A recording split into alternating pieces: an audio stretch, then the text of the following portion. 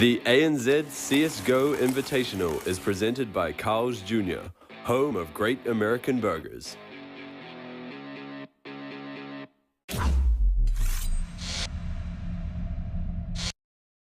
My gamer tag is Stat, and I play for Legacy Esports. Stat drops one, Stat drops two. Holding for this, Stat goes for three. My name is Blitz, and I play for Legacy Esports. That nade is gone. Oh, lad. Woo! My name is Flicks, and I compete for Chiefs. Here he goes! Here we go! It's going to be some prize! Legacy have no chance against us. We are probably the best team here, and we're going to show it. He tries to drop him. He's got no time, and that will do it. We're the best team tonight. Oh my goodness, are we seeing it? And we're going to smash Chiefs. Lord, I am absolutely loving this. They just don't have the firepower that we have. Falling back into A main. He's fast and he's furious. Oh my Lord! Watch us take him down with ease. Corner. And it's not often they check it. Indy's able to peek out. He's going to get annihilated by Hope. And he's already up. So maybe it's two, but no, it'll be Iron going down early. He will be able to drop one cell. He drops Stat as well. And 1 point now comes from two.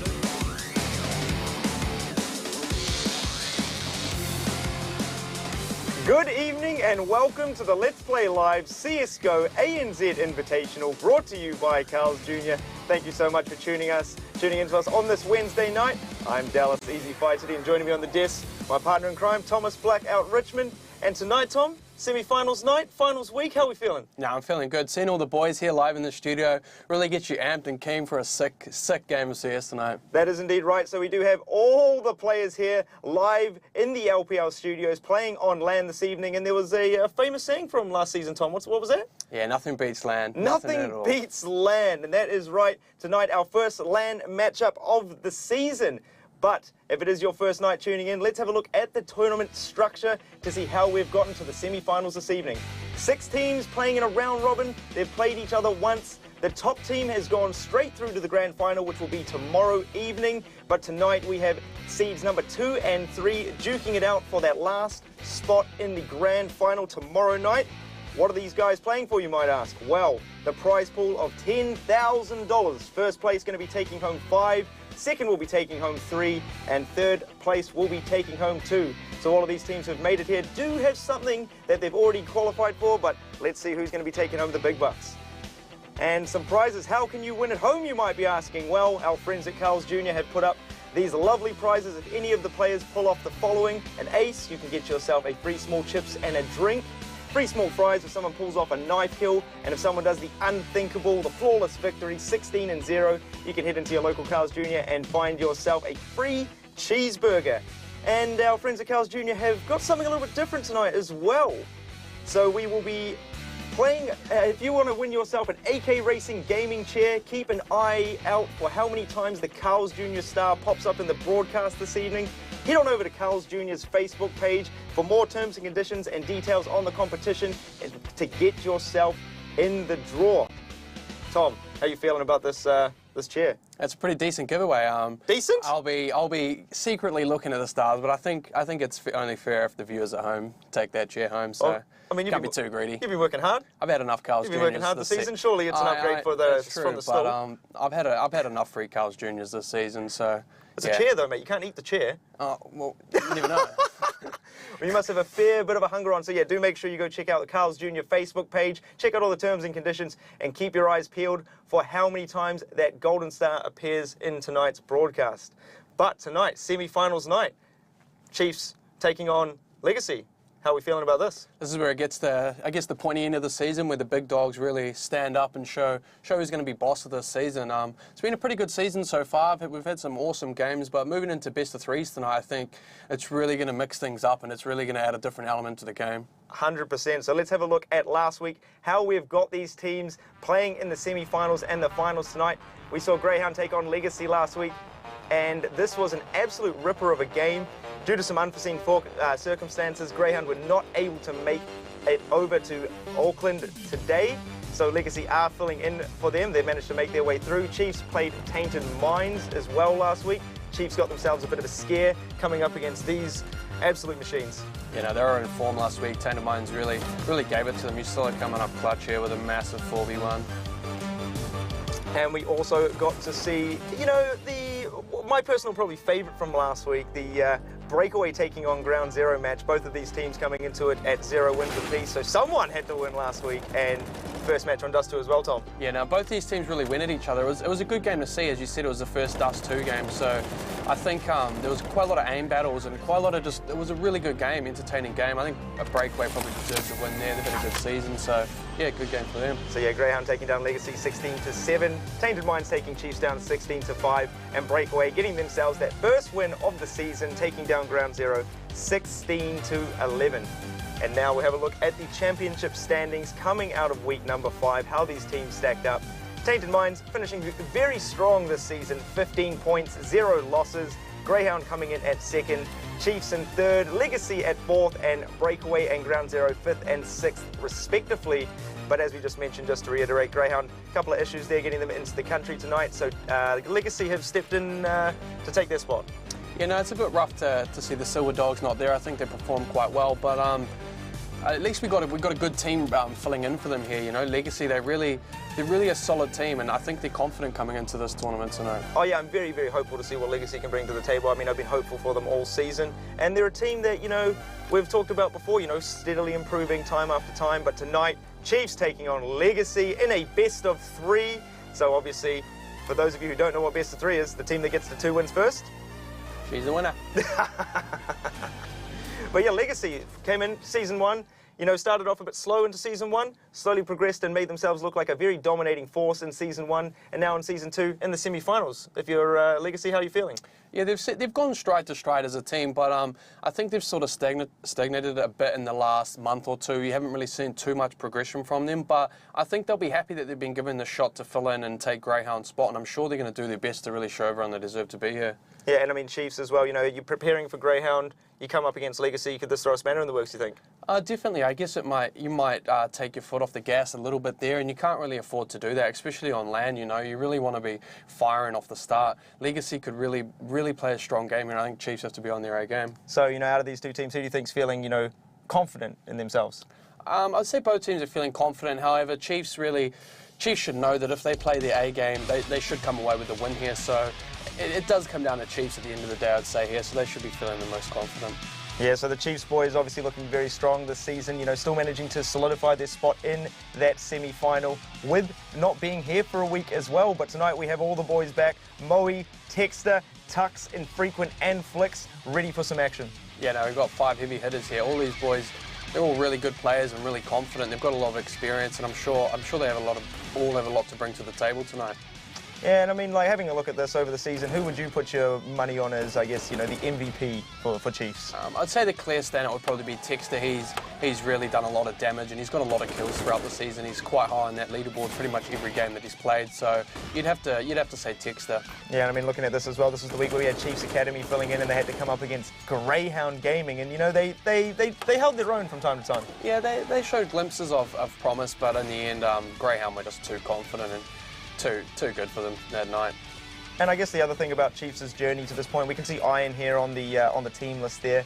You know, a bit of a roster swap midway through. How do you think that plays out for Chiefs? Yeah, they've had a bit of a mixed lineup throughout the season, but it seems like they've found a lineup right now which is probably one of their strongest, and it's definitely improvement bringing Tux back into the squad, so it's only strengthening them. So I mean, you'd say that they're stronger with Tux now? Yeah, most definitely. Tux is a seasoned veteran. He's played with these blokes for 3 to 4 years. He only left for greener pastures potentially with Tainted Minds, but that didn't work out for him, so he's back at his roots, but I'm sure he'll dominate. So we see the Chiefs boys here in the LPL studios. Got the blue light there just to match the colours as well, looking pretty sharp. Yeah, no, it's looking swish, it's looking clean. Got the beard to go. Got the beard to go, looking very fresh actually. Looking fret.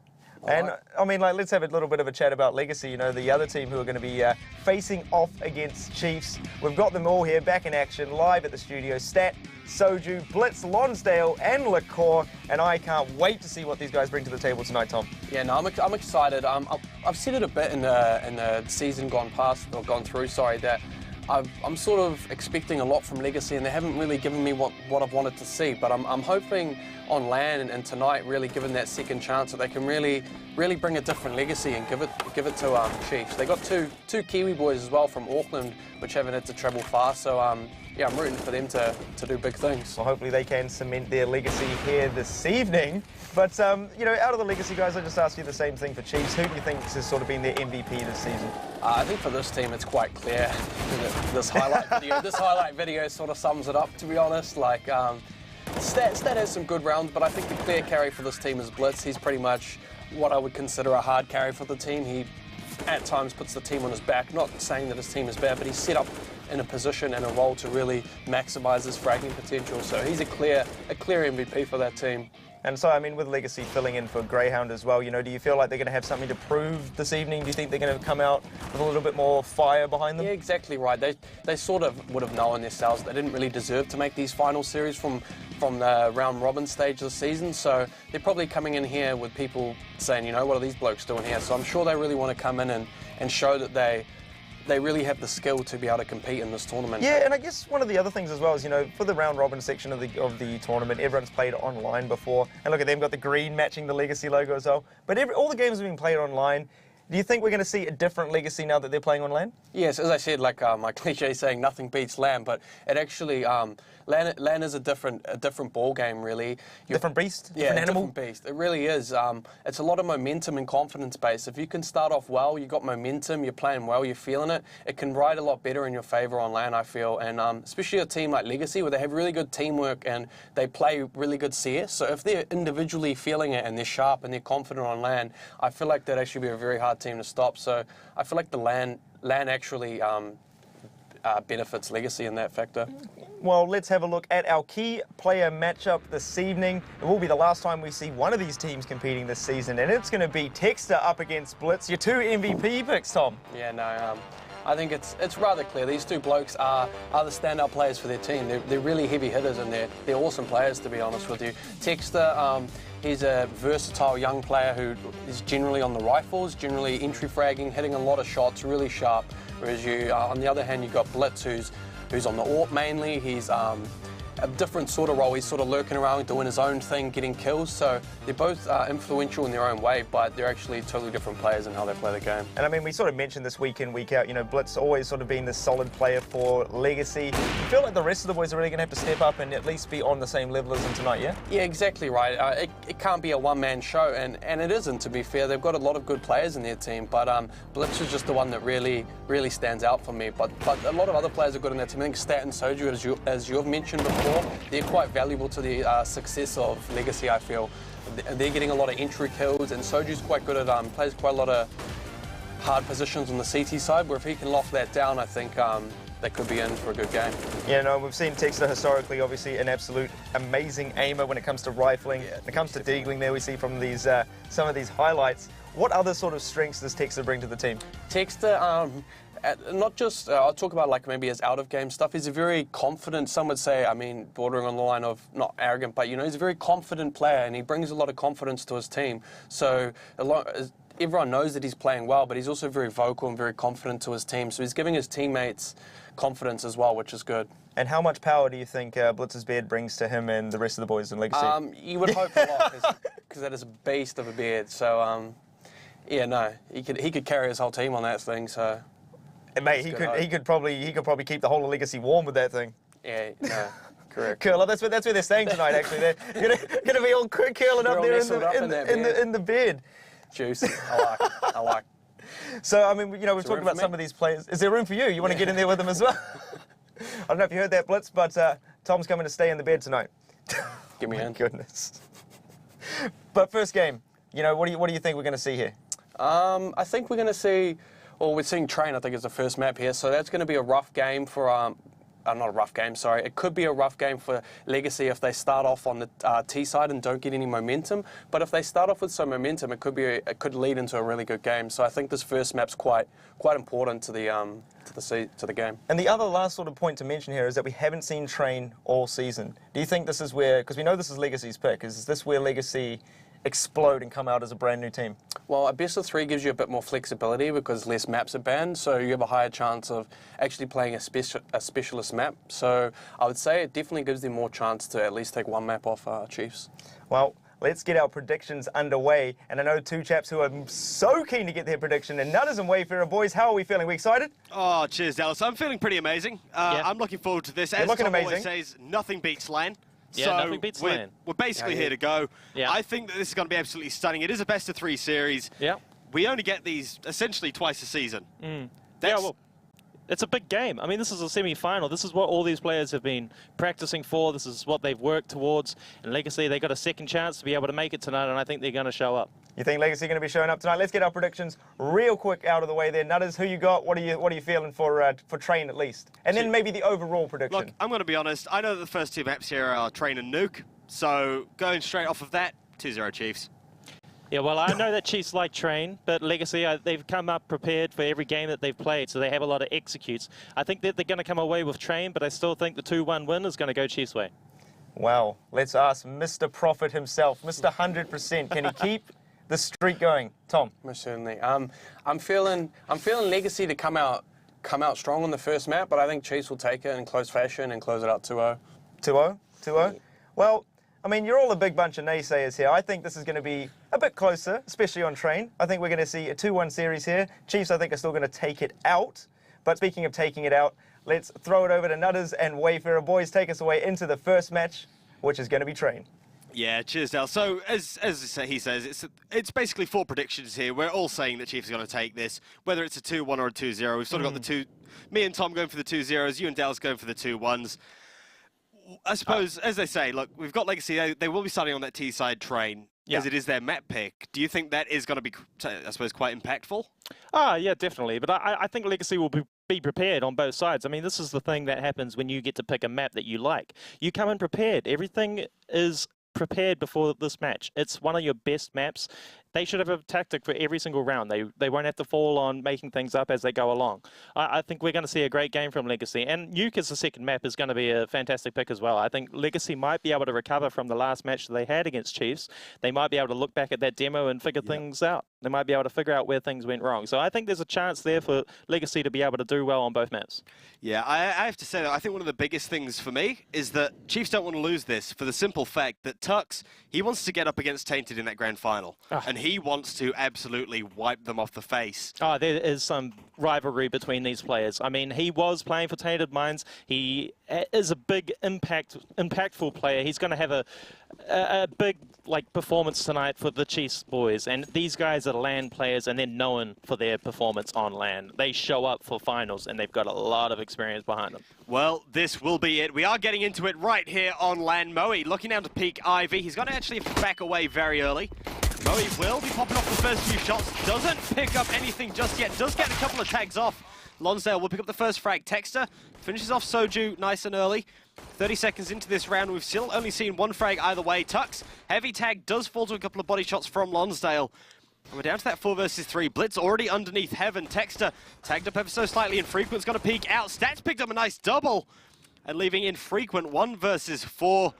This man is going to struggle. He will get the nade off onto Lonsdale. It's not going to do enough damage or get in early enough to prevent that bomb play. And that'll do it. Legacy will pick up the first round on T-side Train right here on LAN. That's a good start for Legacy. They got a round on the board on their map pick. I think they're going to really enjoy getting that. It's going to be a boost to their confidence.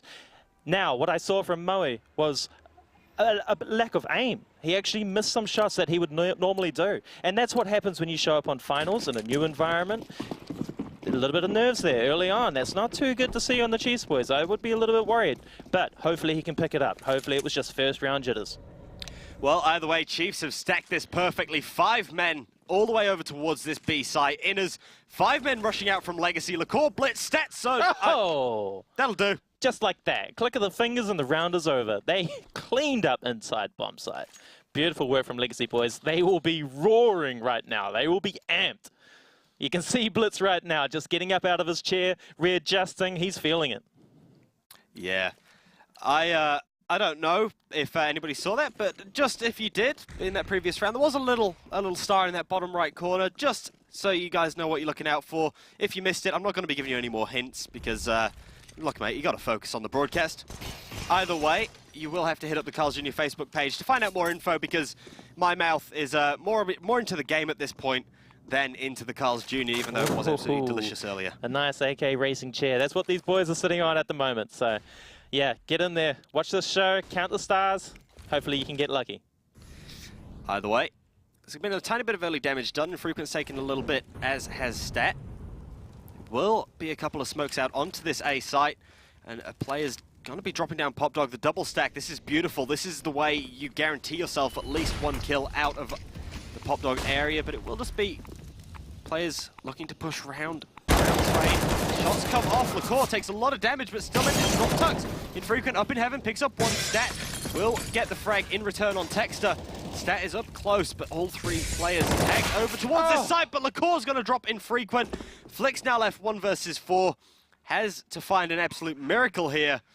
This is huge from Legacy. We saw how clean their executes have been previously, but being on land, communicating with each other, their timing is just right. That was a superb round from them, and they're making their shots. Flicks, he gets in close. He does manage to drop LaCour, but that won't be enough at this point, as Blitz will finish him off, will mean that that is 3 rounds to 0 in favor of Legacy. And you have to say, I agree that there could be that chance that maybe it is a little bit of early nerves. Well, we've seen Chiefs get away to a slow start last week against Tainted Minds, and we saw how that wrapped up. That was a game that was over within a matter of minutes. It was just a clean sweep. Well, hopefully they can get into it. Legacy, they're doing well at the moment. They've got to keep it up. Let's see what Flicks can do with this CZ pushing close to A main. Yeah, quick rush coming out here. Lonsdale picks up one. Texter, oh, lovely shot. Picks up a double on Lonsdale and Soju. Nice work from him. Tux is going to fall. Moe peeks out. LaCour and Stat combining, picking up another couple. Texter with the deagle. He's going to be hunting in the 1 versus 3. I wouldn't put it past him to pick it up. Oh, he doesn't shoot at Blitz, but that gives him away at least some sort of positioning. And the bomb is going to be rotating towards the B site. Texter picking up so much information as he pushes this. Well, this is really clever that the T side players are working together. They're communicating the information. They know that he was on Ivy, and he is a sharp player. LaCour catches him out, just thinking ahead, thinking about what he's going to be doing. That's a good 4-0 lead to Legacy at this point. Not only is it a good 4-0 lead, it's a T-side lead on Train. And we always talk about how crucial CT side is for any team playing on Train, no matter what the region, because quite often you find a lead like this on the T side doesn't last very long. You'll find that all of a sudden the CT side comes out and it's maybe even 11 in a row, just for the simple fact that these boys they got a double orb play. setup on CT at the moment. That's going to slow down the defense, but the T-side players are rushing outside. They haven't opted to pick up an orb. They're playing fast. They're hitting that bomb site together, and they're going to try and secure that bomb site quickly. Yeah, Flash is coming over. Tux gets caught around the bomb train. Will be flanked on by LaCour. Instantly gets one shot off, but Infrequent gets that trade back. We do have that double orb, as you say, and this has been an extremely successful setup for them in a lot of situations. But right now, we are in that 3 versus 3. There isn't really a distinct advantage to either side, other than the fact that, obviously, Blitz and Lonsdale do have the one-tap machines in their hands. Well, at this point, Legacy, they're hoping that the CT players will drop a defender onto the inside bomb site, thinking that they might be rotating back. Lonsdale was hesitant to get that plant. He didn't think he had the cover. Moe, he's just fishing for a kill right now, and he could walk into a trap. Let's see where this can go. Lonsdale, he gets the catch. Hooked, line, he's done. Yeah, and Moe, he's been caught down now towards Ivy. It's going to be difficult for him. Infrequent rotating up through Connector. He's going to be looking for something. That Flash will allow the bomb to make its way to the train. Flash will come over. Won't do enough damage. Moe pushes through the smoke. Blitz picks up one. Lonsdale takes out Infrequent. Well, that was clever play from Legacy. The fast execute. They opted not to pick up the AWP. They get a free AWP by picking up one of the CT AWPs. That's going to be a boost to the economy. And the CTs at the moment, they're really struggling. Legacy have decided to show up big tonight. And this is something that we haven't seen from them previously. This is dominant performance so far from Legacy. This is a boomer of a match. Yes, an absolute boomer so far as Chiefs. They are going to have 5 pistols brought up, 3 CZs, a couple Deagles. Rush down towards this B site. Flick's just going to be holding on. just waiting for these players, but they are going to be uppers, and this could be costly to him. Lonsdale picks up one, and Frequent gets one in return. Stat trades him out. Flix does manage to pick up one down on the site, but Lacour is there to trade it yet again. Moe with the deagle. One tap through on Lacour. Soju will drop him, leaving just Tux in this 1 versus 2. At this point, he is just going to be pushing out onto the site. The Bob, oh, he catches it on the cross, but he can't do enough damage. Pushing uppers, manages to get onto the top of the oil train. This is an extremely fast rep. He knows exactly where the player's gone to. He knows where Blitz is. If he can get the element of surprise here. Oh. And that's the man that you want to see on the AWP for Legacy. Him showing up early is going to be putting a lot of pressure on Chiefs. They're going to have to bring Moe and Frequent into the game to take him out. But this is superb work, especially from the IGL Lonsdale. He's making all the right calls and making the team together are making all the right plays. A 6-0 lead on the T side on train at the moment. Legacy are running away with it. Chiefs fans, you got to start yelling out. Come on, Chiefs. Get on Twitter. Shout out their name. Believe in them. They need your support right now. Absolutely. Got to be putting in that support behind these Chiefs boys, even though, sadly, they probably won't see it. Except maybe between maps. But the problem is they kind of want to win 2 maps in a row. You know, they just want to finish it off pretty quickly and easily. Texter is going to get tagged up, tries to shoot back at Soju, but doesn't get any damage off himself. That penetration, not positive enough. Texter, he just has to almost back out of Pop Dog. No, he's going to sit back in the smoke. He's got quite a lot of confidence, but this flash could be the end of him. Well, ladder control is quite influential on the map. It's another entry point onto the A bomb site. Puts a lot of pressure onto the CT players. They had to keep doing 90-degree turns to check all their angles. Let's see what the T-side players do here. But at this point, it looks like they're just fishing for information. 54 seconds on the clock. Let's see if they're going to do an execute on one of these bomb sites. They're going to be having to regroup and hit hard and fast because that time is running down low. Well, you say if they go for any sort of execute, the only real utility left on this Chiefs side is a couple of flashes and a couple of Molotovs, and Texter, he's just going to sit there, he's going to burn alive. Flash will go down into Pop Dog, and the boys, they're going to be heading onto this B site. Flix, however, holding with the M4, picks up 1. They'll be looking. Flix up 2, and now the bomb can be picked up, but Flix is going to get flashed. He will back away, and Frequent's meant to drop stat, and this is now looking positive, and Frequent's taking out Blitz, and Lacour left 1v4. That will do it. Chiefs will pick up their first round. Wow, that was Legacy's round, though. They played it perfectly. I was so impressed because they managed to get the rotation outside. There was 3 defenders. Flix was holding lower ramp all by himself. He was the only defender on that bottom side, and he locked it down. That smoke cut off the vision for the support fire. 2 players, they weren't able to trade him out, and the rest of the teammates decided to back off and go uppers. I think it was a bad call that they didn't keep charging down one by one, but, you know, these are the elements of LAN. It's a little bit I suppose unlucky there. I mean, Chiefs, they did survive with quite a few players, so their economy doesn't take as much of a hit. Whereas Legacy, I mean, everyone dies, but with that massive, I suppose, the wins that they've had, they have lost a few players, but they do get that full rifle range and utility out. I do have to say, all the teams that are playing this week are already in Auckland. So we've got Tainted, we've got Chiefs, and obviously Legacy, you know, they're playing right now. Do you think Tainted are watching this from somewhere, trying to figure out exactly what these 2 teams and how they're going to play against them? Well, I think their team captain for sure, like Ferg, their coach, he'll definitely be analysing these. What? Oh, Flix.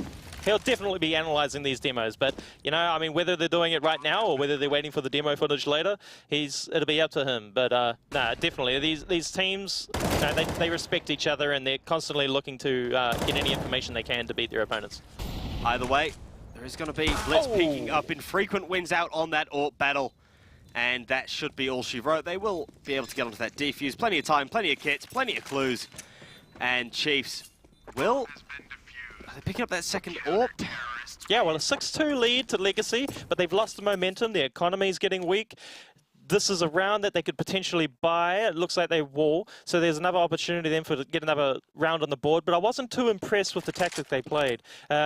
Going inside at that time without playing any early information, it was an alternative play compared to the round before where they went for map control and then moved inside.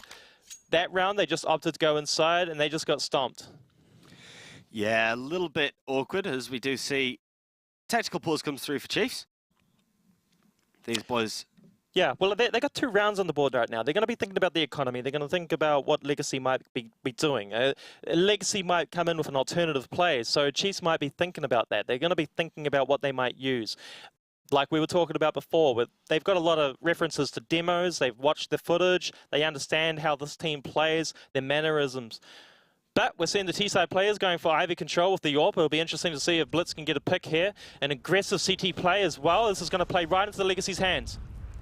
It as Tux will peek out. He does pick up 1 frag in the trade. Will immediately come through from Blitz's AWP. A little bit unlucky there. I think either way, Lonsdale was going to die. He either gets shot through his teammate after Tux tags him, or the trade just doesn't come in at all. So I suppose a positive 1-for-1 in the eyes of Legacy at this point. Yeah, it was unfortunate for Legacy that they lost a man in that situation. So it was a great pickup for Tux to get that kill. Rightfully so. Blitz, he had the line. He had the advantage. Tux was always going to go down in that position. Yeah. But here they're going back inside. They're confident about this, and this is a good time to go, but they have to be fast. Shut down Flicks quickly so that they can beat that rotation onto the site. Yeah, they need to be very fast. Splash comes over. Flicks could get caught out. He will be caught out by Soju. The push coming straight down. Bomb plant will come in. And immediately, Chiefs, they're now on the back foot. 3 versus 4. That nade is going to absolutely chunk LaCour. No tag really there on Infrequent. He does run through the Molotov to get away. Moe takes a bit of damage as well. Instantly Texter drops Soju. He's going to peek up into Blitz. Gets annihilated. And it's going to be difficult now. 2 players on this retake. Flash will go up. Moe's managed to drop LaCour now. Blitz and Stat, 2v2. Both these players towards that ramp. Moe's going to peek over the top. He's expecting them low. He kills Blitz. Beautiful work. Infrequent's got the kit, but no! Stat will pick him up. That will do it. Legacy will pick up the round. And Stat with a nice little double. Oh, that was beautiful work from Legacy. The fast execute down lowers, they were able to kill Flicks quickly, get the plant, and they set up for the after plant scenario. It was great effort from them. I liked the pressure that they put on. They corrected themselves from previous rounds. Chiefs, on the other hand, they fall victim to that double AWP setup. They don't have the flexibility to be able to move in quick. They have to go for those picks long range before they can get close to the bomb, and that time is working against them. But here we see Legacy going for a fast end of play. They're going to put pressure on Flicks straight away. You have to feel quite bad there as well. I mean, Infrequent, he was on the bomb, he stuck the bomb, and it would have been probably in that last little couple of milliseconds that he actually got peeked on, and that is essentially all she wrote for the round. Yeah, it would have been close. That timer would have been really close. But beautiful play from Legacy there, going in by one, sending the messenger down to try and win the round. Well, the messenger won it for them, so you can't really have too many complaints if you're Legacy. They did obviously lose a couple of players more than they would have liked to, but it's not a massive issue. They do get this push straight out in as Soju's meant to drop Infrequent early. Flicks and Texter, though, looking to do some damage. Flicks will pick up 1 Moe. He's taking out Lonsdale down to that 2 versus 2 very early. And already Tuxie has that rifle. There isn't a massive disadvantage other than the fact that Legacy still have to get their hands on the bomb. It fell on ramp. And I don't know if Tux has eyes on that, but whether he does or not, this could actually be the difference between a push out onto this B site or whether he grabs a bomb and runs. But Tux will drop Blitz, and that should give away. They obviously know that there is something wrong if Stat needs to go all the way back down. Oh, wow, that's a good frag from Stat there to kill Tux. But a 1v1 situation here. He is wondering where this Moe player is right now. It's 22 seconds on the clock. He's going to have to make a decision. A quick decision. What is in Moe's head right now? What's in Stat's head? Who's going to be making the right play? Oh, Moe catches him out. Yeah. That's a big frag, a big play. 7-3 to Legacy. I do wonder if maybe he thought Moe had completely rotated off at that point. So instead of trying to push A and possibly walk straight into I suppose, Moe's crosshair, he didn't realize Moe was still on the site. If Moe had actually put that Molotov down any earlier, I don't think that was going to be very winnable for Stat unless he won that aim duel peeking uppers. So a little bit awkward there for him. And we do see another pause just coming through. I do believe this is a minor technical issue on the side of Legacy, so hopefully be resolved pretty quickly. The key is, though, Legacy, they've picked up 7 rounds. Yeah. Now, in this scenario, 7 rounds on a T-side train, that's quite Oh, that's positive. beautiful. That's Yeah. phenomenal. You want to be able to get as many rounds as on the board on the T side. But, I mean, we've seen in matches before, especially in LAN environments, where players step up, they get the feeling, the adrenaline, they get these entry frags. This is what we're seeing from Legacy right now. These guys are pumped. They are juiced up right now, and they're firing on all cylinders. They are making their shots, they're getting these entry calls, and the whole team is benefiting from it because they have such good afterplant scenarios. I think the pace from the executes has been good.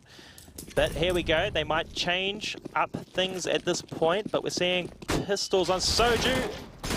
Beautiful work from Tux. Picks up a nice little triple. Texter will drop stat, leaving Blitz 1 versus 5. I was about to say, it's the first time we've really seen Legacy on an eco, barring the pistol. Moe finishes him off, trying to get his hands on the AK as well if they can. Flix will pick it up. Nice bit of work there. And you do have to wonder. That was a mistake. That was definitely a mistake from Legacy. I mean, they full bought. Their economy is now broken. They have to do a full save. That round could have been a good save. Come back this round with a full buy. And to throw away a buy round like that, that was a mistake, especially after a technical pause. It wasn't exactly a buy round, though. It was just pistols. Blitz was the only one with a rifle. And it's a nice shot at Texter's face. Yeah. It's beautiful. Oh. Yeah. Yep. Be good to see the game. It is absolutely beautiful. Oh, someone's pushing somewhere. And, oh, Tux picked up a couple in here. Soju's now left in a 1v4. That was a little unexpected. Good work, though, from Tux. He picked up a couple kills. Texter, I actually thought was going to die early, so good on him. He picked up 1. Texter picks up a 2nd, finishes off the round. Chiefs pick up a 5th. Well, 7-5 to Legacy. This should be a buy from these boys, and let's see what they can do. I mean, what do you think at this point they'll do? Will they keep going with players that have worked for them previously, or do you think we're going to see something fresh, something new? I'm thinking that we might see something a bit more fresh. I'm thinking that the A site might be hit a little bit more. They tried that Enders a couple times. It didn't work. It worked once, didn't work the next couple times. So that I suppose they've got to try and figure out that positivity, figure out what is going to work for them. Lonsdale will get that flash down into Ivy. We'll be able to peek, get pushed past it, but smokes will go down and just cover that off for the times being. Tux is pushed up in this smoke, but gets caught out by Soju, leaving essentially this A site slightly exposed. Lonsdale going to take a lot of damage. Texter will finish him off as Blitz has meant to drop Moe, leaving this A site essentially wide open. Oh, we can actually see a flank from one of the CT players. He's going to come up behind them on A main, and this slow plant from the T side players, this is going to work against them. The odds are against them in numbers, but we are seeing a beautiful move from behind. Let's see if he can get some frags. Yeah, he absolutely has to find something here. I don't know if Blitz is going to be expecting him, but at this point, he's going to get one shot off. No, it's not going to catch Soju, but Texter will. Stat takes Texter out, brings it to that 2 versus 2, and Frequent on top of the bomb train. Peeks round, annihilates Stat. Beautiful work, he puts the smoke down. Blitz now left 1v2. Oh! Frequent jumps onto the bomb, picks up the frag. Oh! I mean, it wasn't clean and beautiful from Flix, but he put the pressure on the T-side players, and they had the 180 to be able to recover from that round, which opened up their rears to the enemy fire. But that was beautiful from Infrequent, the no-scope. And then to win the round against Blitz, that was nice to see him firing on all cylinders. I've seen him go large with the AWP before on train, and to see him starting to get into this game is going to be, it's going to have a direct impact on how Chiefs perform in the first and second half of this game. So when he said opening up the rear, I thought there was going to be a little bit more there, because it probably did hurt them quite a bit.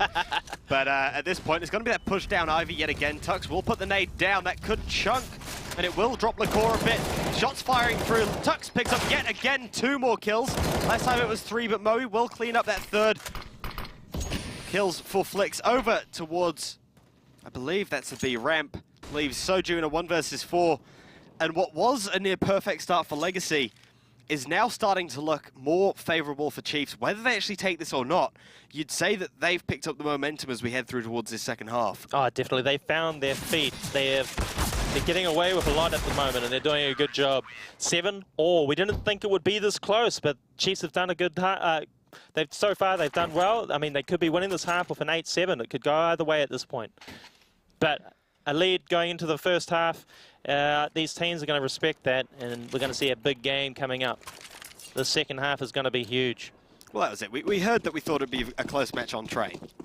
And I suppose in this sense, we've got a close first half. Whether Chiefs just keep running through into the second, though, will be, I suppose, crucial. This is got to be the deciding factor. As yet again, we see Legacy. They are pushing down towards the B site.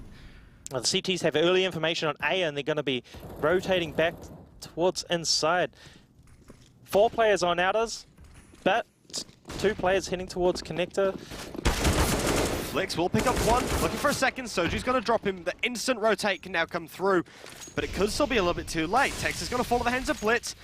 This will be a nice peek, but Tux picks up, and that should be all she wrote for this half. Moe in a 1v4. Woo. Annihilated by Blitz. Oh, that was beautiful. I really like the set piece from Legacy there. Their fast execute inners, getting the kill down on Flix really quickly, really helps them. But it was just the key things, like Lonsdale watching the ladder and watching Texas push up behind them. He was on top of that. The fast presence towards the back of the inside bomb site, towards oil, getting the back towards CT spawn. Like, that area is vital towards winning the round. And Legacy, they played it really smart. They've come prepared to win this game. Well, you'd like to think that they've come prepared to win. I mean, no one exactly comes in and just goes, you know what, boys, let's get ready to lose. Well, I mean, if you're looking at the stats from all matches played, Chiefs are 9-1. 9-1. Yeah. They've won 9 times and only lost 1 map against Legacy. Yeah, well, I mean, you look at Nuke. That's obviously our second map. I know we're on train right now, but that was a 16-10 in favor of Chiefs when they met a couple of weeks ago. Yeah. So you do wonder if maybe that's still sort of sitting in the back of Legacy's head. They aren't looking as good, maybe. But either way, we are down through into this second pistol.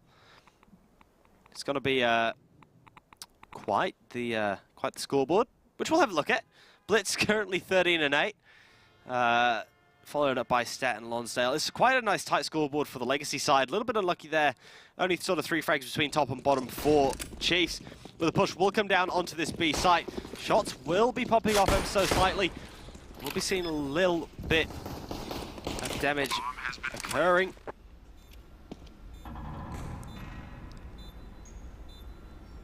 Well, we do have the scoreboard bug at the moment, which we... Flix with a fast play inside. 8-7. He's pushed up deep on oil. He's going to pick up a 3rd kill. Is he going for the 4th? Wait, if Flix is going for the ace here, this would be absolutely beautiful, but Soju will drop him, brings it down to that 2 versus 2. Infrequent and Tux trying to take on Soju and Lacour. The kit is on Soju, Tux still holding on the ramp, but the timing, it has to be there. Has to come from somewhere. Tux peeks out, drops Soju, there's no chance. Lacour will take Tux down. Infrequent left to try and find the final frag. He will drop Lacour, and that will do it. 8-8 at the moment. Well, sorry about that technical difficulty there, everybody. Hopefully we don't have that happen again and our team can get behind it and fix these issues. But an 8-all game tie.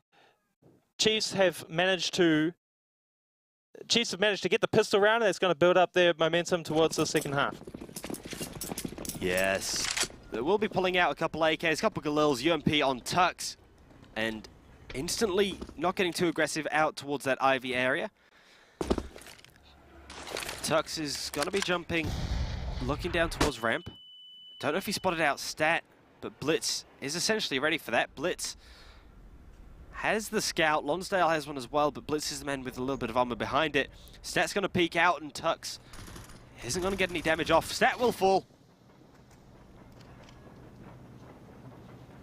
And it's just going to be now a little bit slowed down from Chiefs, heading back towards that outer site. Well, they have the information that the CT players have bought as well.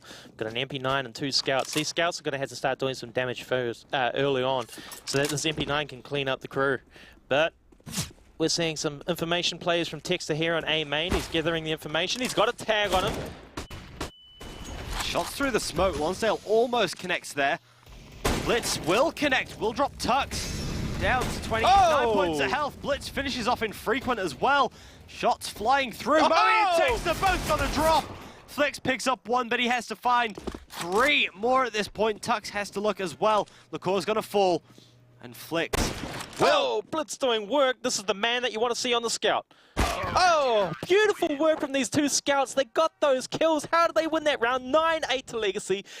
Arms up in the air. He's good to go. He is feeling it. The MVP, the guy of Legacy, he's leading and showing the way for his boys. Ah, good to see. There's a bit of passion there. Absolutely pumping.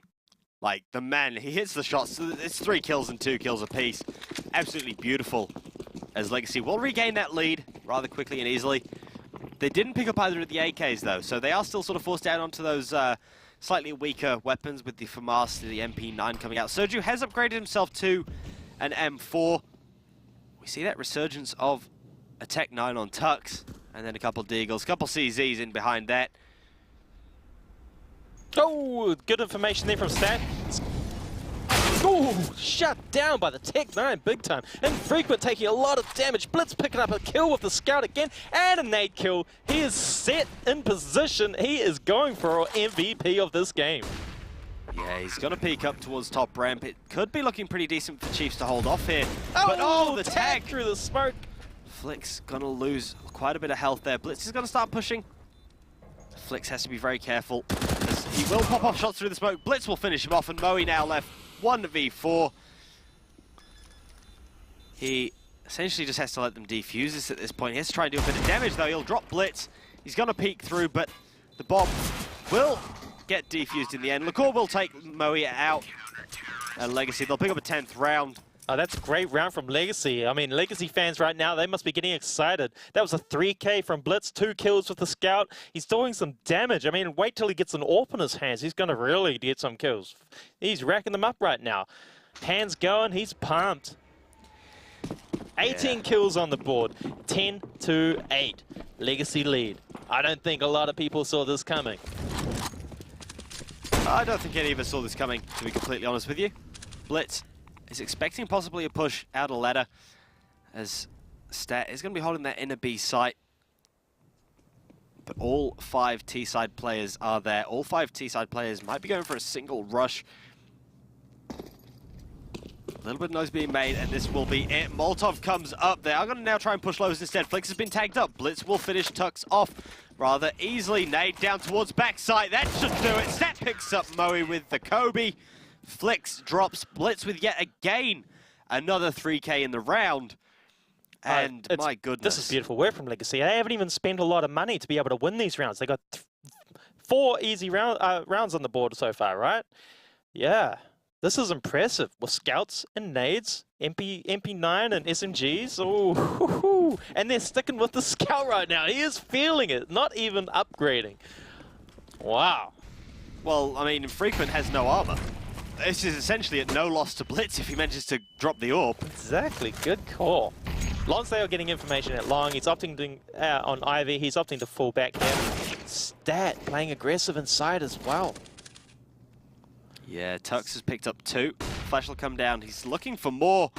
Blitz, he's going to give away his position. Tux will annihilate him. And boy, Tux is absolutely popping off. And I would like to remind you, he's picked up 3 kills this round. Lonsdale and Soju are still alive. If he aces here, we do get some free fries and drink. It does count in the finals. It counts the entire season, mind you. So it would be absolutely beautiful to see this ace come through. But Soju, I believe, is actually pushed up into ladder. He's going to back away. Tux is going to be on the hunt. Soju isn't going to push through that smoke, but he could get caught running away. Oh, Flicks sharp. That was a tight line. Yeah, Lonsdale, he picks up Moe. That gives away his position. He runs right into Tux. The man picks up Chiefs' 9th round. Lovely 4K from him. And this is what you can expect from Chiefs' lineup. These individual players can show up individually and take a game into their hands. We just saw Tux get 3 inside kills. Completely changed the dynamics of this game. He got a round on the board with a 4K. That's beautiful work from him. When we could see that from Infrequent, Moe, Texter, and Flicks. So this game's never over. 11-9 to Legacy at this point. Ooh, beautiful wallbang there from Blitz. He doesn't know that he's connected with Infrequent, but man, that is beautiful. It was a headshot as well. It's a shame that only did 95 damage. He is a man on fire right now. He is a man on fire. Absolutely. Moe takes quite a bit of damage there from that nade. Lacour take down to 53 as well. Infrequent, he's probably crying right now. Well, I mean, he's probably not. I don't want to say he's actually crying, but he won't be very happy at taking that early damage. Yeah, it changes his approach to the bomb sites. He's got to play off the information of his teammates. He can't really lead the way and get that aggressive pick at this point. But this is a nice setup from the CT side. They've got a good stack inside to prepare for lowers. Oh! Doesn't matter if that stack's inside prepared for lowers as Stat and Blitz combining early, picking up both Tux and Texter. Moe will get one in return. And Flex actually coming quietly down top. Will be able to push out, but whether he's able to get a kill or not, it will be Lacour picking him up. Blitz takes out Moe. Infrequent will take Blitz down with him. But at this point, there's 30 seconds on the clock. Infrequent has to pick up the bomb from Ladder. May be able to spot out Lacour or Lonsdale. But they know Infrequent's on the AWP. They don't know he's tagged. They're just playing really careful now. They don't want to give up. They don't want to give anything his way. They are playing very careful. They just want rounds on the board. They're not worried about him keeping that AWP at this stage. It was interesting to see how Chiefs played that, sending 2 guys inside, trying to break the defense outers.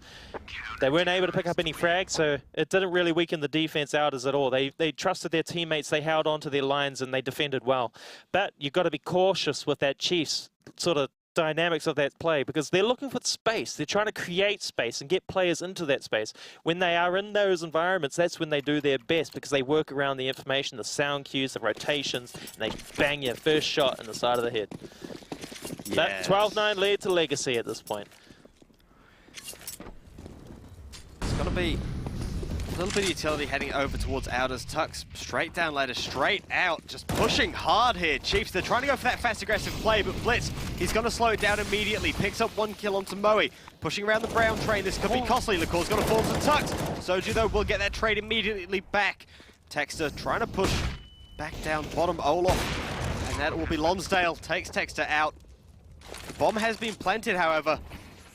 Now in the 2 versus 2, Flix, he has the M4 in his hands. He's managed to friend just the CZ. He picks up Soju. And now expecting players from all angles. He won't be able to take Lonsdale. Infrequent drops Blitz. Knows that these players are going to be waiting for him. He knows where Lonsdale is. He drops Lonsdale. And the last man is going to be Stat. Flash will go down. Peeks up over E-Box. Shots flying on through. Infrequent will fall and Stat will pick up the round for Legacy. Stat is fired up. You saw that reaction on screen. He is roaring to go. What a huge win. Another round on the board. These guys worked so hard last season to try and make to these LAN finals. They're here this time around, and they're showing up and doing a big job right now to a squad that was tipped to beat them 2-0. Woo! He is feeling it. Look at the face. He's pumped all of a sudden, and all of a sudden he just goes back to that sort of calm, almost sort of chilled out. 13-9. 13-9 lead to Legacy. Let's get back into this game. If you want confidence, you just want to be chilled out. You want to be like a sloth. And he hit that perfectly. He just goes from that hype right back down. Texter wants to drop in. Oh, was it an ace? Did we miss something? Well, the game's still going. I have no idea. But Soju will take Texter out. Tux now left 1v5. Very unlucky there. Apparently it wasn't an ace. Okay, never mind. My bad. That was a little bit unlucky. Flash goes down. Stat drops Tux. And 14-9, a perfect lead here for Legacy. They've got 5 rounds to the better. Chiefs will be able to get a buyout, but Legacy, they've only got to pick up 2 rounds now. A 14-9 lead to Legacy. This is huge. 24 frags on the board for Blitz. Massive. He has been a standout player every single round. But the guy, one of the players that you've been talking about a lot is Stat. He is showing up. Look, consistent, Mr. Consistent, winning the 1v1 just before. Influential in this game. Look, I'll admit, I had a massive argument with a couple of you guys earlier. So you were like, who's been the star player for these teams? And I was going, Stat, Stat, Stat. And you guys were like, nah, it's Blitz when he shows up. And I'm going, but Stat's the most consistent player. And he just is. I mean, I've looked at every game. He's basically sitting there second on the scoreboard every time. He's got one of the best HLTV ratings out of all the players, just in terms of that consistent fragging ability. Yeah. Either way, that's not what we're here to talk about. We're here to talk about Legacy trying to pick up these final 2 rounds. Moe has been tagged up quite early. Lonsdale has taken a little bit of damage as well. And at this point, Chiefs, they can still make something of this round. It's not an issue. They've got sort of a minute to work with. And you do wonder whether Legacy are going to have a little bit more success with their holds. I mean, we don't see that double up setup come out from Chiefs. Don't see a double up setup come out from the Legacy side either. But so far, Blitz, he's been the man popping off on it. No, he has been. He's been amazing. He's been doing a fantastic job. But 38 seconds on the clock. There's been no information going either way. Blitz is going to get caught out, which is going to be an important kill for Moe and the T-side players. 2 kills on the board. They have outside control completely in their hands right now. This is the round that is going to switch this game back into their favor. 14-9 at this point. Looks like it could be a CT save. This certainly is going to be a round for Chiefs. Yeah, beautiful work there. 2 beautiful picks for Infrequent. Moe does get that one as well. It's essentially shut down this Legacy side, especially Outers. You know, we've seen a lot of Legacy success came inners, and so far Chiefs, I mean, they've had a couple of plants Outers, but I suppose this is one of their first successful rounds Outers, leading into their, I suppose, their 10. Flicks will be able to drop stat. Lonsdale now left 1v4.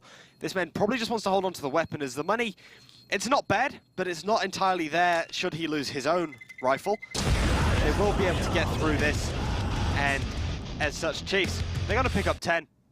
That'll be a nice little bit of cleanup. Nice, easy work. And well, 14-10 to Legacy at this point, but another round on the board for Chiefs. But that was a clean round. It was a clean execute on the outer side with only 35 seconds left on the clock. But they got the entry kill, which is important. Moe got on the board early, and they followed it up with the trades. They cleaned out outside quickly. Caught CTs off guard. It was nice work from Chiefs. So it'll be interesting to see if they follow that up with another slow round. But we're going into a tech pause for Chiefs at this point, and they'll be talking about what actually worked and how they can try and duplicate what went wrong. Yes, either way, hopefully we'll be getting through this nice and quickly. Yep, Legacy, interesting to see that they've only opted for a couple of pistols. They could have gotten a little bit more of a buyout, but I understand they probably just want to try and have a solid buy and force Chiefs back into the next buy. So that's not really a massive issue. It is a little bit odd when they could have, but Stat, early frag onto Tux, doesn't pick up the weapon though, and will just back away. Will be looking to get uppers. Well, he's got 2-7 in the bank still, and he's just picked up a kill with the CZ. They got 2 M4s in their hands. This could be an important buy round for Legacy right here. They might have played the cards right. But Texter, he's hunting for that aggressive play. He's holding ladder room. He's watching inners. But CTs at this point, they've got map control. They don't need to give up anything. They've got 5 players on the board. The Ts, they're holding map control. They've got A main. They've got Ivy. They're just waiting for that information to play into their hands so that they can move into position and use their numbers to get an execute. Well, the problem is, up until this point, they didn't know whether Stat had got his hands onto the gun of Tux. Texter has now pushed up into Brown Halls and sort of will be able to confirm that that weapon is clearly not in Stat's hands, which is positive. But Texter, he knows where Blitz is. I think Stat might actually get aggressive here as well. Blitz will be popping off a few shots. He's going to get burnt down. That'll do enough. Texter will drop him. Soju's meant to take down Flicks in the meantime. Lacour's going to drop. And it's down to a 3 versus 3. Nice little bit of works. Lonsdale's dropping Moe. Looking for more. Infrequent will take Lonsdale. Stat takes Texter. And now Infrequent 1v2. 10 seconds and that'll do it. Legacy will pick up a 15th round. Get back on that AWP. And your man Stat making huge plays at the CZ. Massive. He is just chewing his gum right now. He is relaxed. He's feeling it. He feels better than anybody else in the game at this point. He is making big plays, smart plays. He didn't overpeak after that kill and push outside and get traded. It was great work. It was awesome. Yeah, it was absolutely beautiful there. And we do see now it's an awkward buy for Chiefs. They've got the CZ on Moe. They've got P250 on Infrequent. We do see the 3 AKs, however, out on Flicks, Texter, and Tux. 3 players I'd probably rather see with them at this point. But at the same time, Stat, he's got the AK. Blitz is on that AWP, and you do wonder whether this is now going to be quite the one-sided round. Well, they got a good CT setup on Innis at the moment, but a full buy with nades from the T-side players. Quickly killed Stat, which is going to be influential here. Can they get up another frag on the bomb site? Flash is coming over. Stat's not happy. Soju is going to be hunting around from the back train, but the bomb's gone down for free, and that is not what Legacy want. At this point, Chiefs can go semi-hunting, I suppose. And the CTs are opting to save already. They want these guns for the next round. That's a good call. They lost early control of the inside bomb site. They lost full map control. Wow, but the T-side players have picked up on it. 3 guns so far saved, but the T players are hunting them down. 15-10. This is going to go into 15-11. This game is not over. This game is not over. Chiefs never give up. Moe's pushing the smoke as well. If he catches out LaCour, this could be absolutely crucial. Moe, nah, he's just going to save what he's got. He does have an M4 in his own hands. Match point, as it does say. So, first map, very much going down to the wire. We did say close. Oh, 15-11. I called Legacy to win on train and to lose in a 2-1 to Chiefs. But another happy start. Remember, everybody at home, count the stars that are playing throughout tonight and enter the draw to be able to win an AK Racing chair. Get to Facebook, Carl's Jr. Get in there. Either way, we do have a small pause, as I do believe this will actually be... Actually, do you have any idea how many stars they've actually popped at this stage? No. See, the thing is, I like to watch the Counter-Strike. I'd love a new AK Racing chair, believe me. Oh, so would I. But, you know, am I even allowed to enter? Am I? Oh, it might be a bit cheeky, but can we? I'll just use a fake name. Like, I might enter my mum and dad or something, you know? Might just go for like a Tom Richmond or something. You know, pretend that I'm someone I'm not. Either way, this nade is going to absolutely chunk Infrequent. Oh, boy. Down to 19 points of health. Texter will pick up one. He's not checked the line. Infrequent doesn't get checked, but Soju will drop him in the end. Blitz takes out Tux, and this should be it. Moe puts that nade down, does a little bit of damage, but not enough. Soju holding close with this MP9. Soju's going to back away through the fire. Don't believe he actually took any damage from that, though. Still a lot of time on the clock. A minute 12. The T-side players can regroup, but that's what the CT players are doing. They're falling off the entry points. They're waiting for that information. Texter making a bold move on low HP at this stage, but one bullet. Oh, wow. He picked up the kill on Flicks as well, on Blitz as well. Ooh, beautiful. I was very concerned there. I thought he was just going to drop and that'd be it. You know, you expect him to almost lose his entire health as he falls down. Flicks is going to fall, but the bomb has made its way in as Soju with the MP9 has to try and find something. LaCour trying to flank through. The bomb plant will come in. Sadly, LaCour, the man with the incendiary grenade, can't get there in time to prevent the plant. Well, very cautious approach here from Soju. A very cautious approach. But the time is running low. They don't have much information. They haven't located either of the T-side players at this point.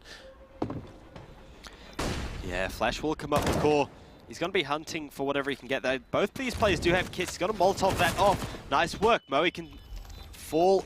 Soju taps the bomb again, sitting on it.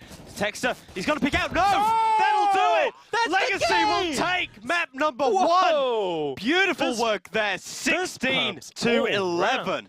Fist pumps all round. 16-11. What a huge map win for Legacy.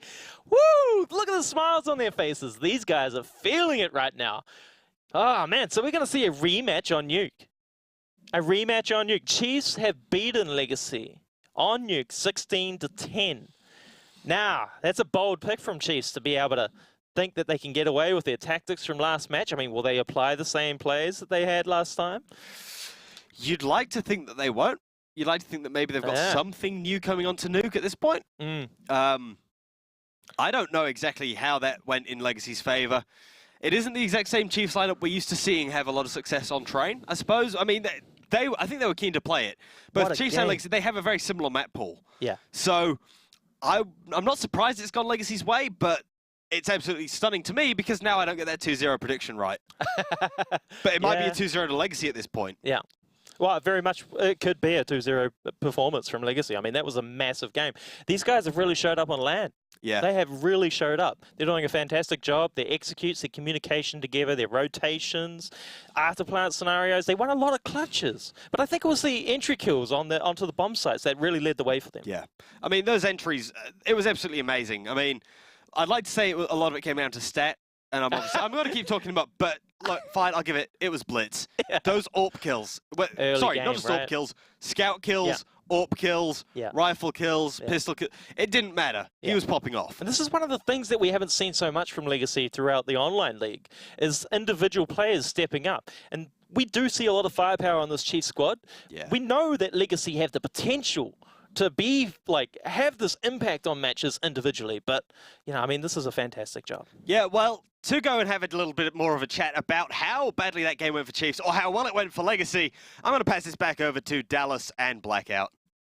Thank you very much for that, Nutters. And I mean, we've just seen it there. 16-11 to Legacy, picking up the first map of the best of 3 series against Chiefs. And I mean, I'm happy.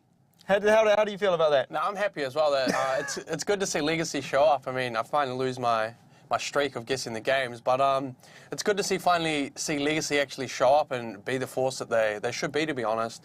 You had Blitz there leading the way, pretty much just going massive with the AWP and every gun pretty much. Also, you had Stat going big, Soju going big, so all their players sort of performed, plus the MVP played like the MVP, so it was pretty much perfect for them. And I mean, that's something I wanted to talk to you about as well. There is, Blitz obviously top of the scoreboard, doing what he does best, but when it comes to impact frags there, Stat is the man. No, exactly right. You had Blitz playing their MVP role, but he can do that, but you need other players chiming in and coming in with important frags, important holds. Also, Lonsdale there, I think he played quite well. He controlled that T side really well. They got off to a good start, which I knew they needed to do. They started well, they got some rounds on the board, and yeah, it was enough for them at the end. Yeah, and I think one of those sort of key rounds there was where Lonsdale just busted out, well, the whole team obviously just busted out into Elders, and then they just held it, and they just stood there. And obviously Chiefs sitting there guessing, not really too sure what Legacy were doing in that situation. You could tell that was just a Lonsdale play through and through. No, exactly right. I think their teamwork really shone through that game, and the fact that not just their teamwork, but their aim and their shots really were on point that game. Well, we are going to go to a quick break, and when we return, we'll be right back with all the action. Stay tuned.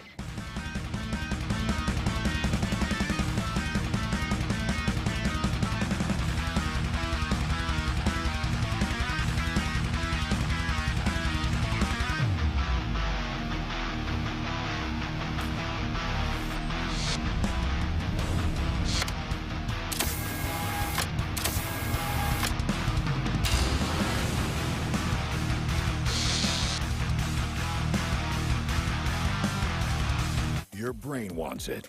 Your mouth wants it. These meals aren't out of your league. And how's this for a happy ending? Grab the big league deal from $9.90, only at Carl's Jr.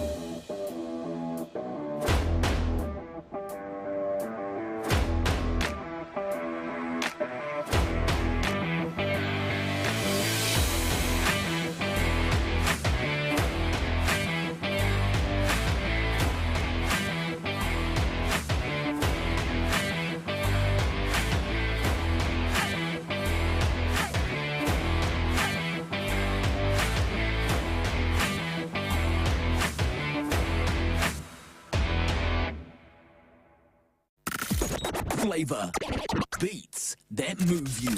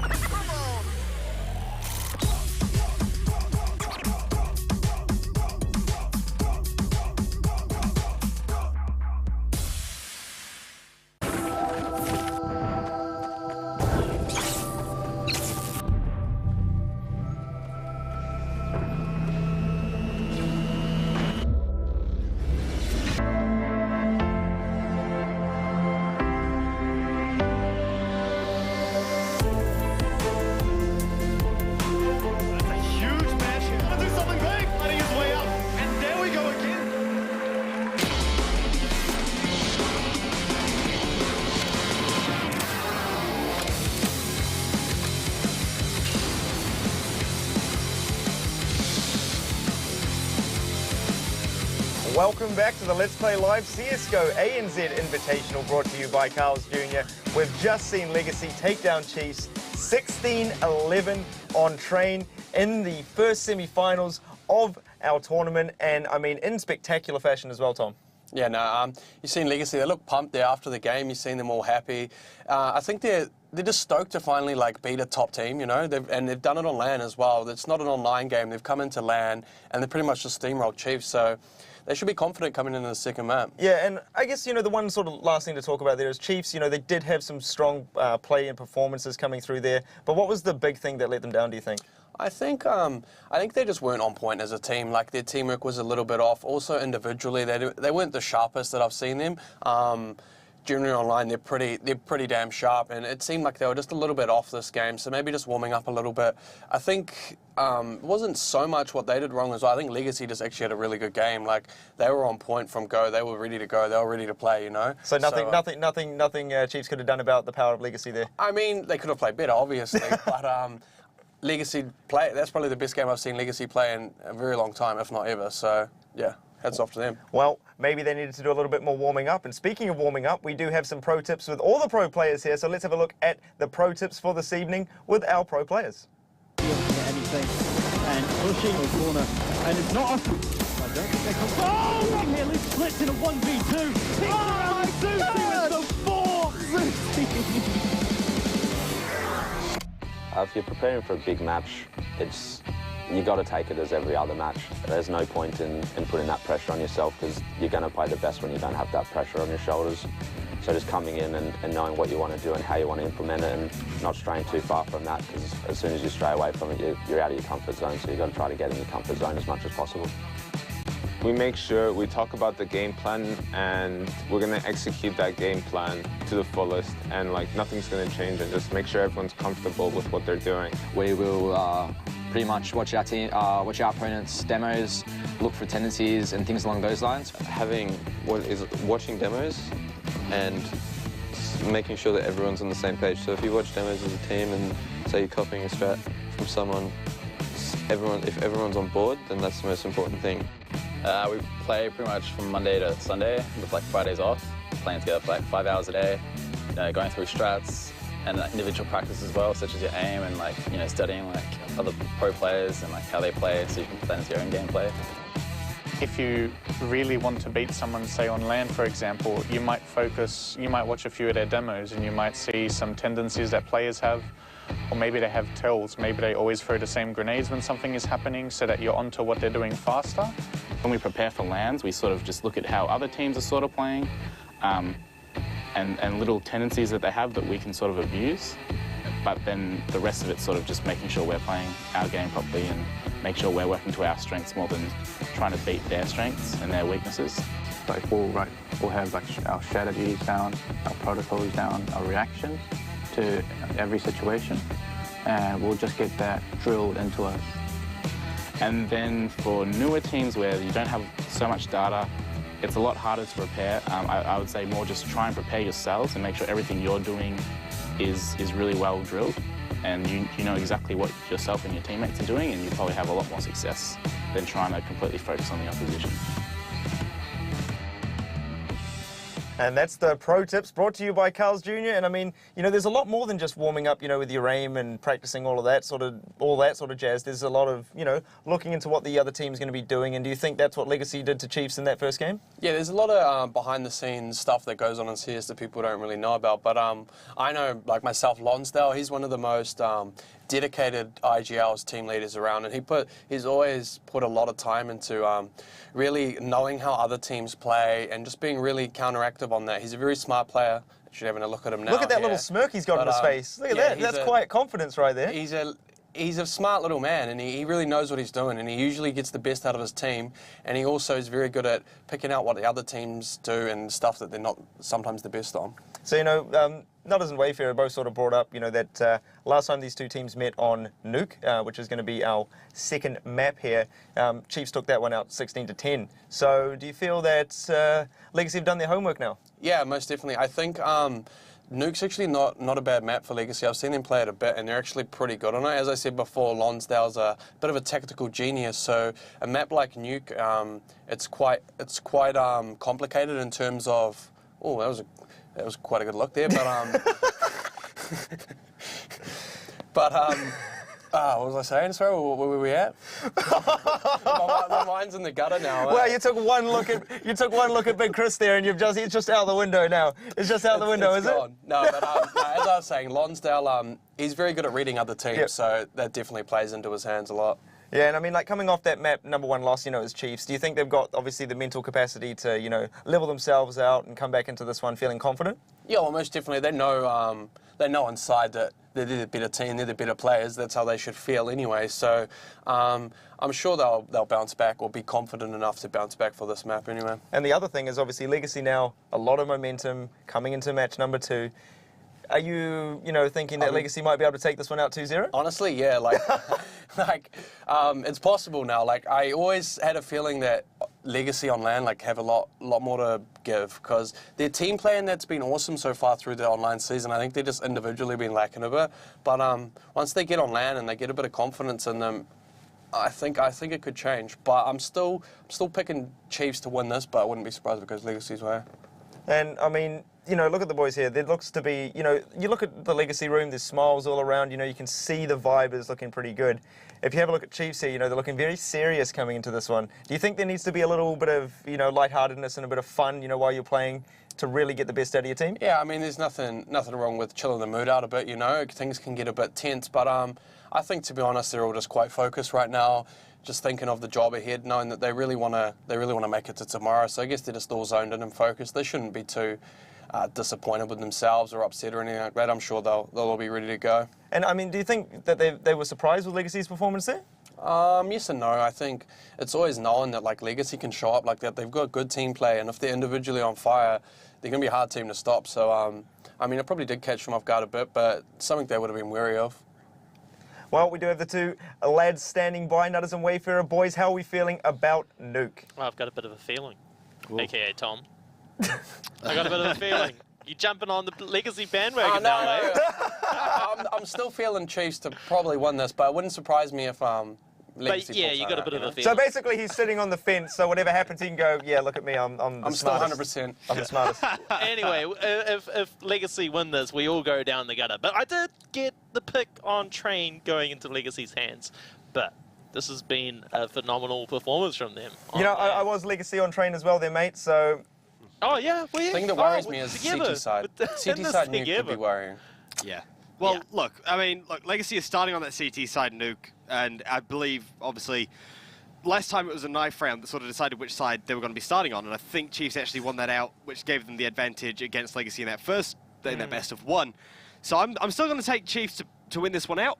I've seen them play it a couple of times recently in outer competitions as well as, obviously, against Legacy, and I do think that we're going to be seeing Mirage tonight, put it that way.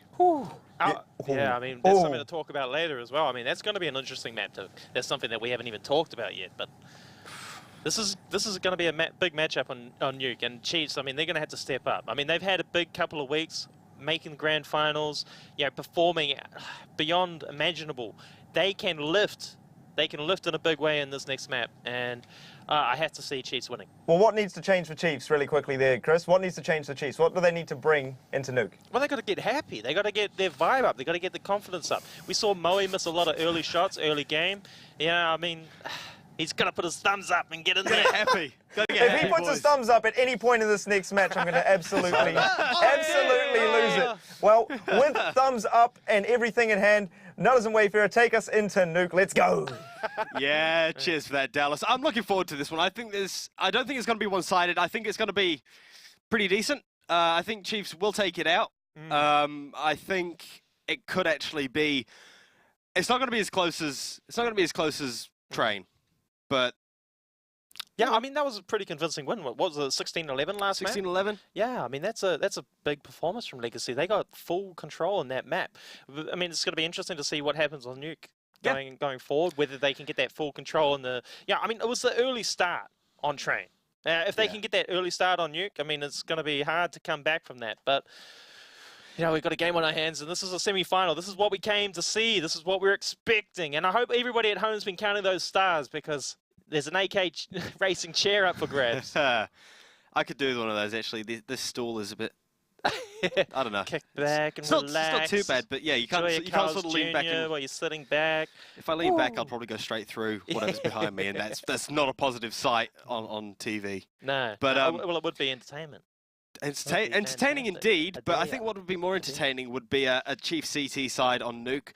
I think that's going to be the more positive thing to look at.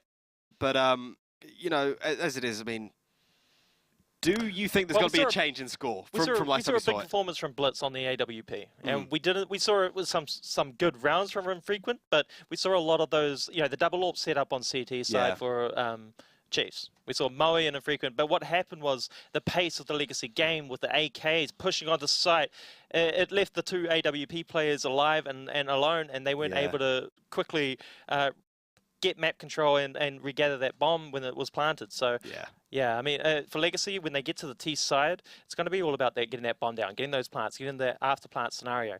Chiefs did a great job last week of on this map. Chiefs did a great job of stopping them before they even got onto site. Yep. And that's what it's going to come down to for both sides on the CT side on Nuke.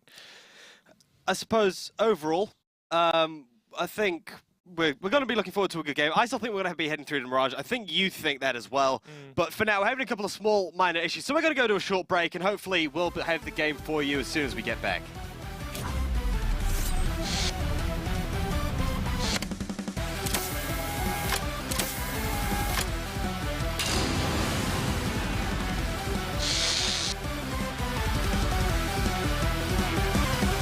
Your brain wants it.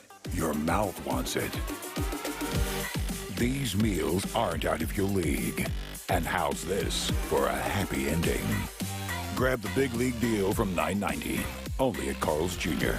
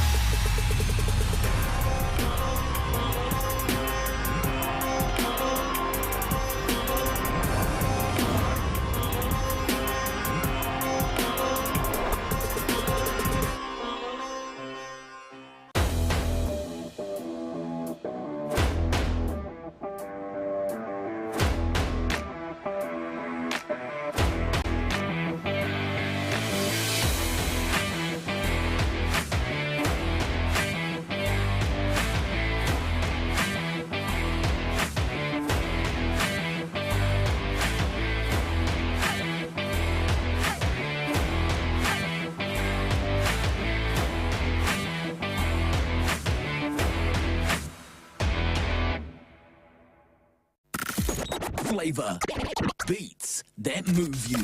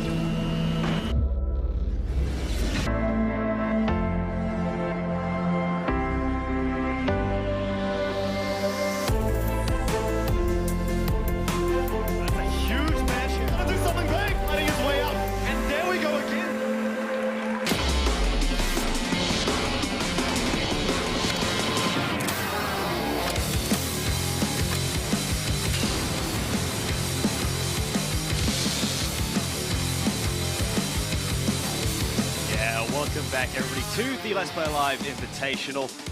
We have hopefully got the game coming up for you very shortly. It has been a little bit of time coming. We had to replace a couple of little bits and pieces with a PC. Technical issues. Technical issues, as you expect. Tactical pause on the production. Tactical pause. Yeah, that's exactly what we're using. We're just using our own tac pauses. Yeah, think about what we're going to say in the next map, and we're coming together and like we're gonna rush ya.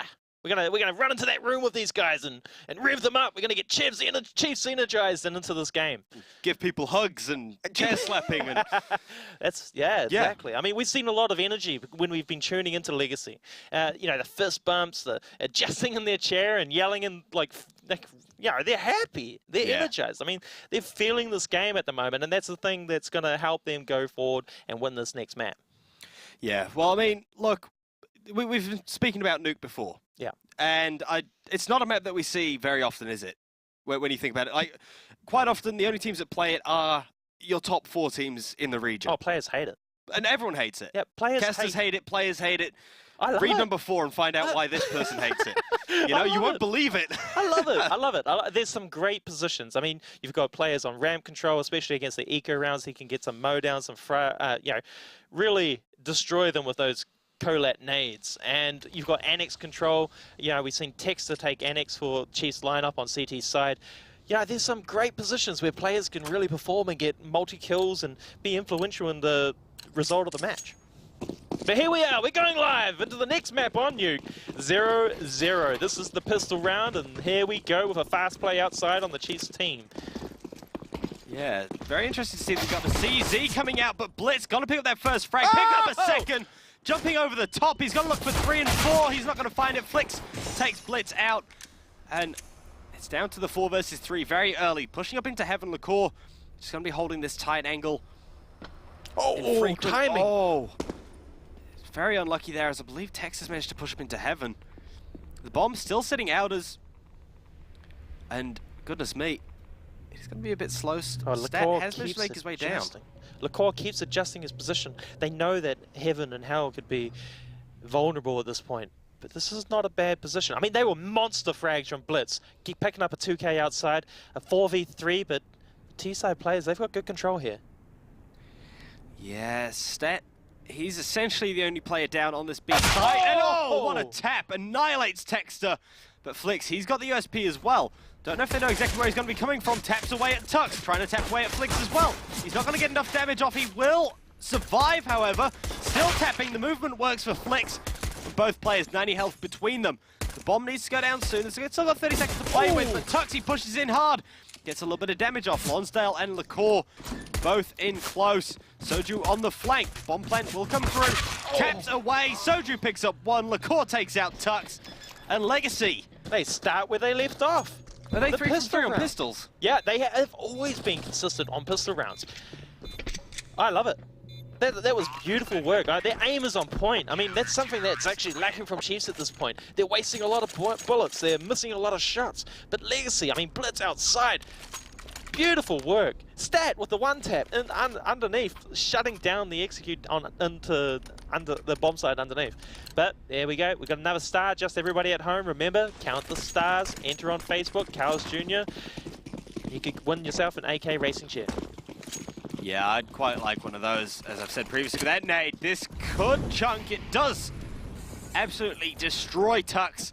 Weapons will be swapped over, and very early in this round, Chiefs almost have to reconsider their plan. Shadow peeks out there, but Texas still picks up the frag. Blitz gets the trade back immediately. Tux is looking for that player, whether he's going to peek around again.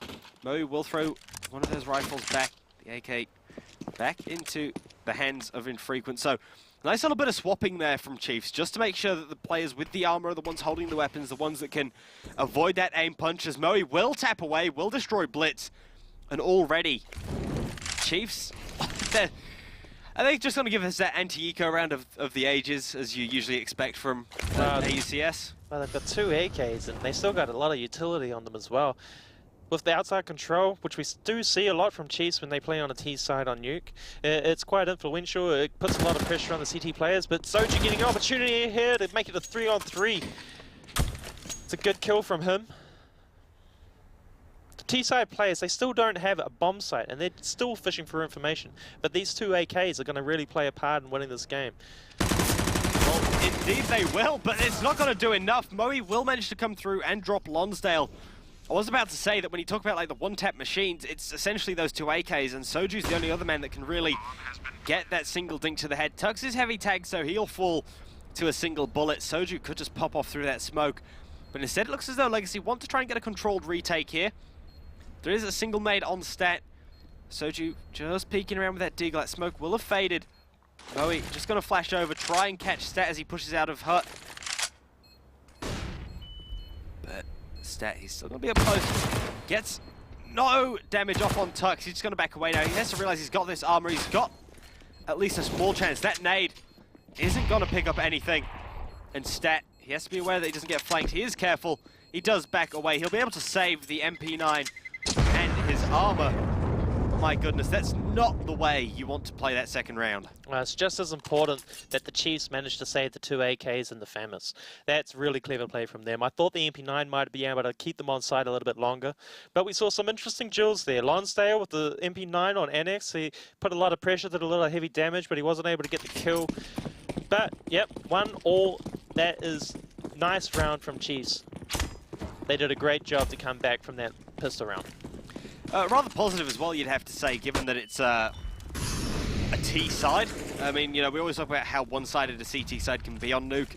Whether it is actually going from, you know, maybe a 2-0 and you end up all of a sudden at 10 to nothing, it can be a little bit awkward for those teams to play back on the T side.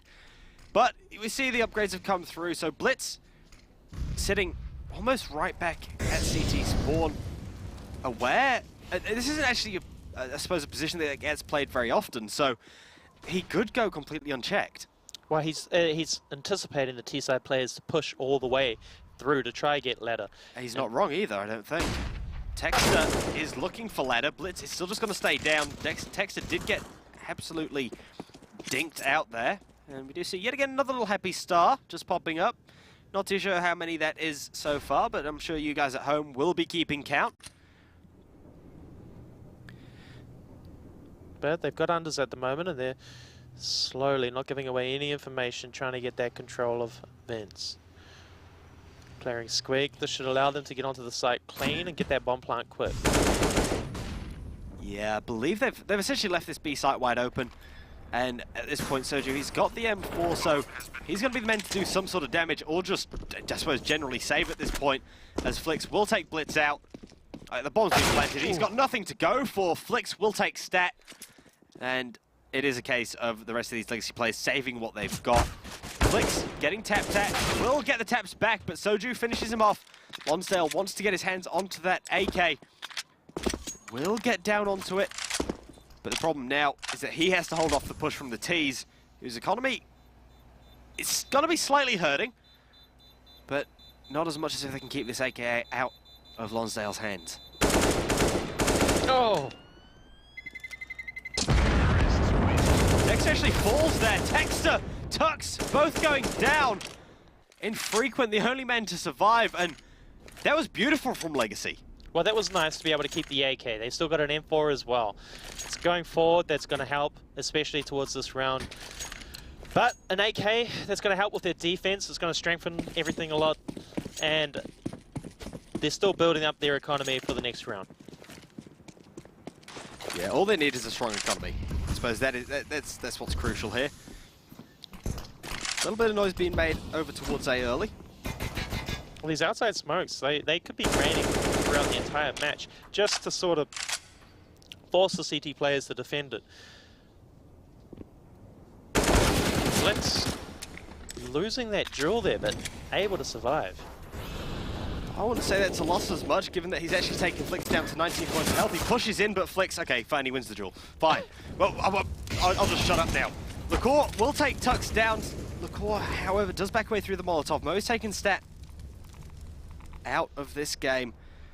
Now you got 2 rifles left. Lacour on the P250, a 3 versus 4. I won't put it past Legacy to pull something out here. Wow, they haven't really got positional play at the moment. I can't really see it happening, but this is nice from Chess. 50 seconds on the clock. They've got unders, no pressure from the CTs. This AK and M4 is really not coming into play here. Soju, what can he do? He's coming into the bomb site. Eyes are on his position. Shut down. Unlucky, you'd have to say. Lonsdale will take Moe down in this position. Core's going to push through. He's picked up that M4. Don't think he's expecting Texter on top of the silo. But either way, Lonsdale, he's trying to make sure that they're not going to get flanked immediately if they try and push onto this side. There's no time to defuse the bomb. But a couple of shots through, LaCour will take down Infrequent. Flix takes LaCour with him. And Lonsdale, he's got to pick up this frag. He drops Flix. He's going to take Texter down as well. He'll fall with the bomb. All 10 players die, but that was a lovely round there to damage that Chiefs economy. Yeah, they're keeping them low. They're forcing them into buy rounds. Now they're going to have full economy. They're going to have utility to be able to force this pressure back into the T-side half. Hopefully they can get some map control. Legacy, we're going to see a different story here. Let's see how they can defend on this top side and outers. Yes, I'm keen to see how this goes. We do now see what should be a decent buy. It is indeed Blitz on the AWP. Galil for Moe, Infrequent on the AWP as well for this Chiefs side. My biggest concern is that at some point here, these two AWPs go up against each other and Blitz loses out. Because we saw how influential he was on the AWP, on train, especially on that CT side, when even when he just had the scout. So I feel like the linchpin in this is if Blitz loses on that AWP, quite often this round's going to get opened up by Chiefs. Yeah, definitely. And he's backing off already, but this is still good. He can stop their push underneath. Oh, how did Infrequent miss that? Who knows, but it does absolutely nothing. And Chiefs, they will be absolutely fuming. How does that not hit? Well, 5 players still alive, 53 seconds on the clock. This puts all the pressure onto Chiefs at this stage. LaCour, he's worried about his flank. He's ready for it. Texter is making a play with Tux. LaCour's got to pick up that frag though. Texter's able to push in. Flix will take down Soju. Texter takes Lonsdale with him. And that has opened up this A site. Flix expecting this push from behind from Stat. And boy, this is an amazing read. Infrequent, can he catch Blitz through the smoke? That'll be a frag almost coming through. If Stat tries to push this, that nade comes out. Well, so far we haven't seen anything from Legacy to suggest that their CT is strong. Outside control has been incredibly weak. Chiefs have been able to walk wherever they want. Blitz has not been able to be influential on this game. The first frags are all going in Chiefs' favor. He's not hitting either of these shots. He has to find at least one of these. Flix is going to try and come over from the top. Both these players trying to just get that flank angle. Texter coming from the outside. Flix trying to play around Silo. They are looking, they are hunting. Blitz is going to fall to Texter. They'll be able to save the AWP. Well, at this stage, I'd be expecting Legacy to have attack pause and try and think about what's actually going wrong. I'm not too impressed with their defense at all. Their map control has been weak. They've given Chiefs outside. Tux and Texter making that push to heaven. It was beautiful. They won that trade game, and that allowed him to progress onto the top side and have full control. It was nice work from Chiefs, and they're outplaying their opponents at this stage. Yes, as Infrequent, he does have that AWP back in his hands. It's going to be pistols for this Legacy side, and players still relatively well spread around. Oh, players rushing secret, hitting the bottom bomb site quickly. They've got all the information in the world to suggest that they aren't there.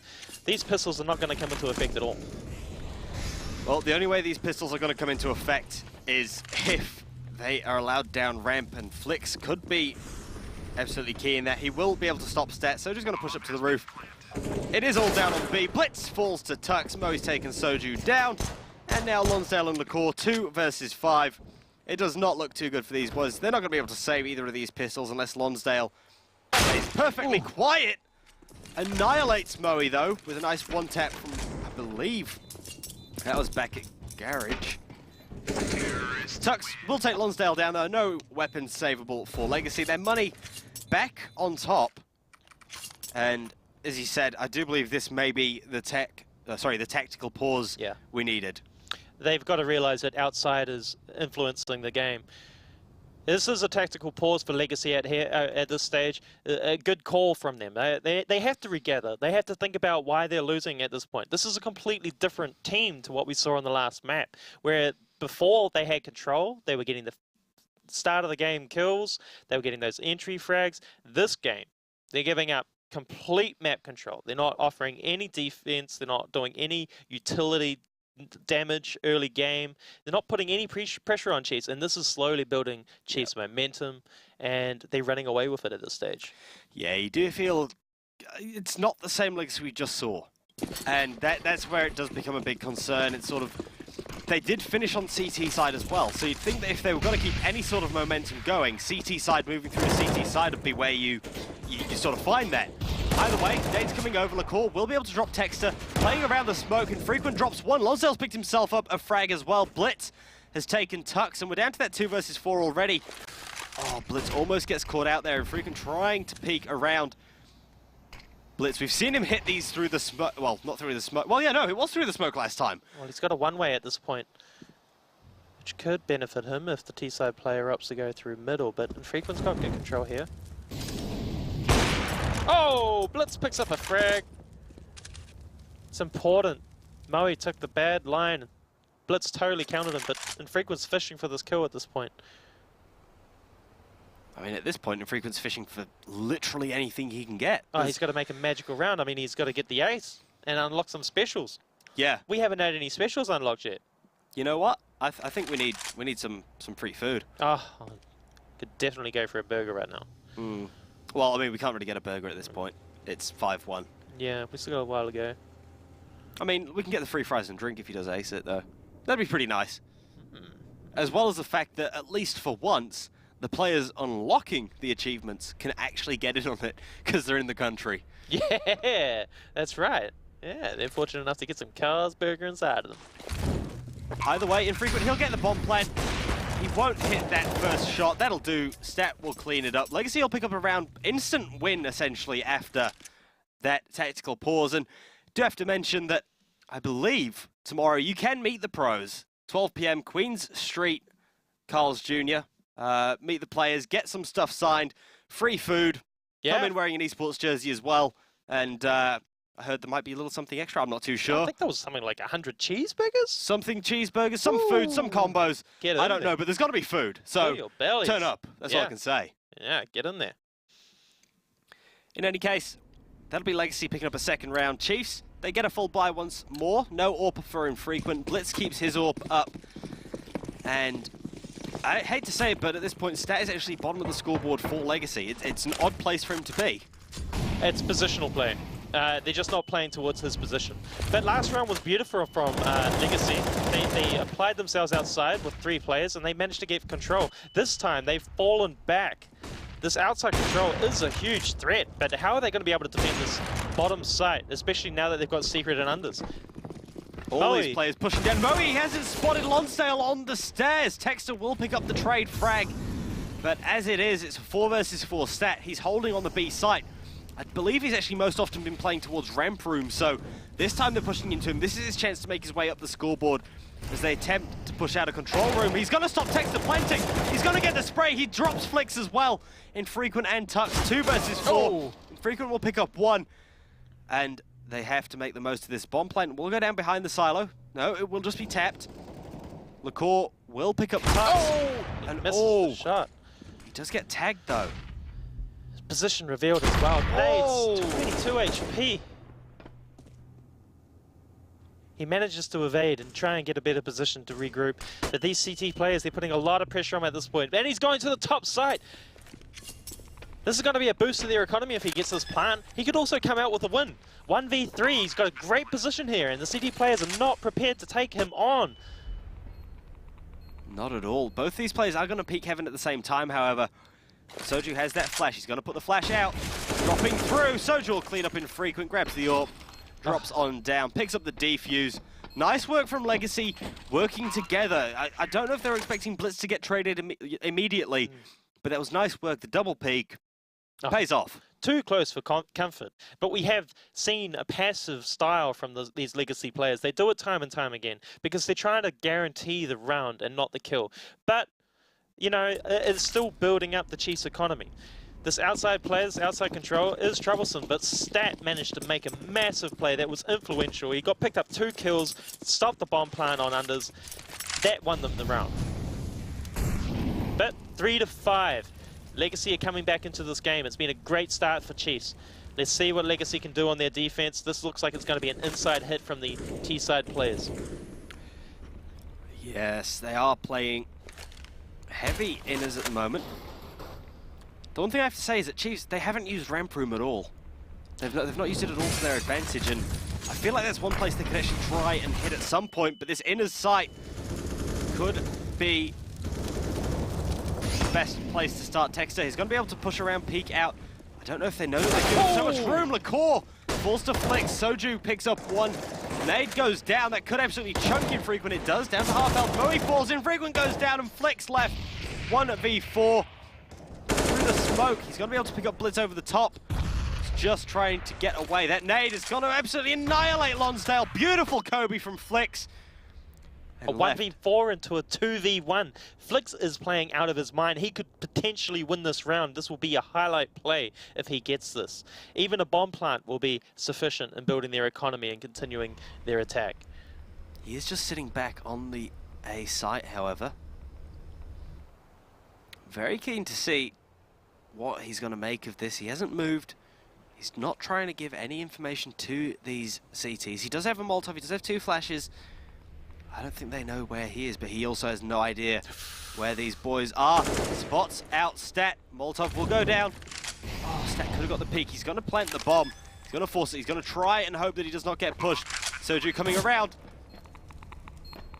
Will peek out. They know where Flicks is. He picks up Stat. He's looking good now. Soju has to find this 1v1. Oh my gosh! Oh, the food, it goes away down the drain. Oh. He is disappointed. He put his heart and soul into winning that. But they got the bomb plant. Their economy is still pretty solid. But man, disappointment. That is disappointing. He believed that he could win that. Soju playing so cautious. Yeah, he's so lucky to come out of that. 51 HP. He gets the defuse. What a great round. I feel so bad for Flicks as well. I was having a chat with him earlier. I got to the studio. I was like, "Sup, bro?" He's like, "Oh, hey, man, how's it going?" I'm like, "You gonna get us some free food tonight?" He's like, "Yeah, of course I am." And I feel bad for him. He's absolutely annihilating on this Chiefs side. He's 13-7 at the moment, top fragging just above literally everybody else. I think he absolutely loves this map. I've seen him go large on Nuke every single time. If you look at his stats, he does amazingly well. He loves his positions on top site. He does a fantastic job. But, I mean, at the moment, we're seeing him on T side doing this. So when he gets onto the CT side, he's going to perform just as well. But attack pause. Chiefs looking for a way to come back into this. They're talking with each other, going into their strat book. What can we do? I think they have to realize that the outside has been working for them. The slow play, the slow map control, and it can also lead to a variety of splits. Yeah, outside it's been generally positive for them. They found their way down through Secret a couple of times, made it onto that B site. Still yet to see, as I said, that ramp room hit. Yeah, well, it's such a tight space. It is such a tight space, and you can run into so much trouble. But here we see them do it with the force buy this round.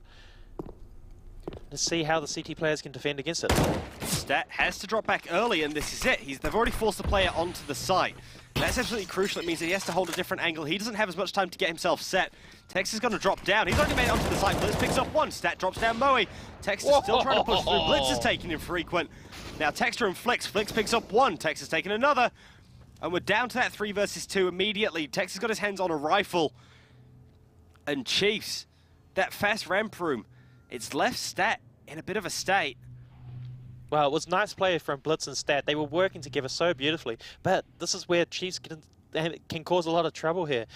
They love this slow play, this creative freedom. Flicks picks up a beautiful kill on Stat here. We're into a 2v2. A 2v2? A 2v2. Ooh.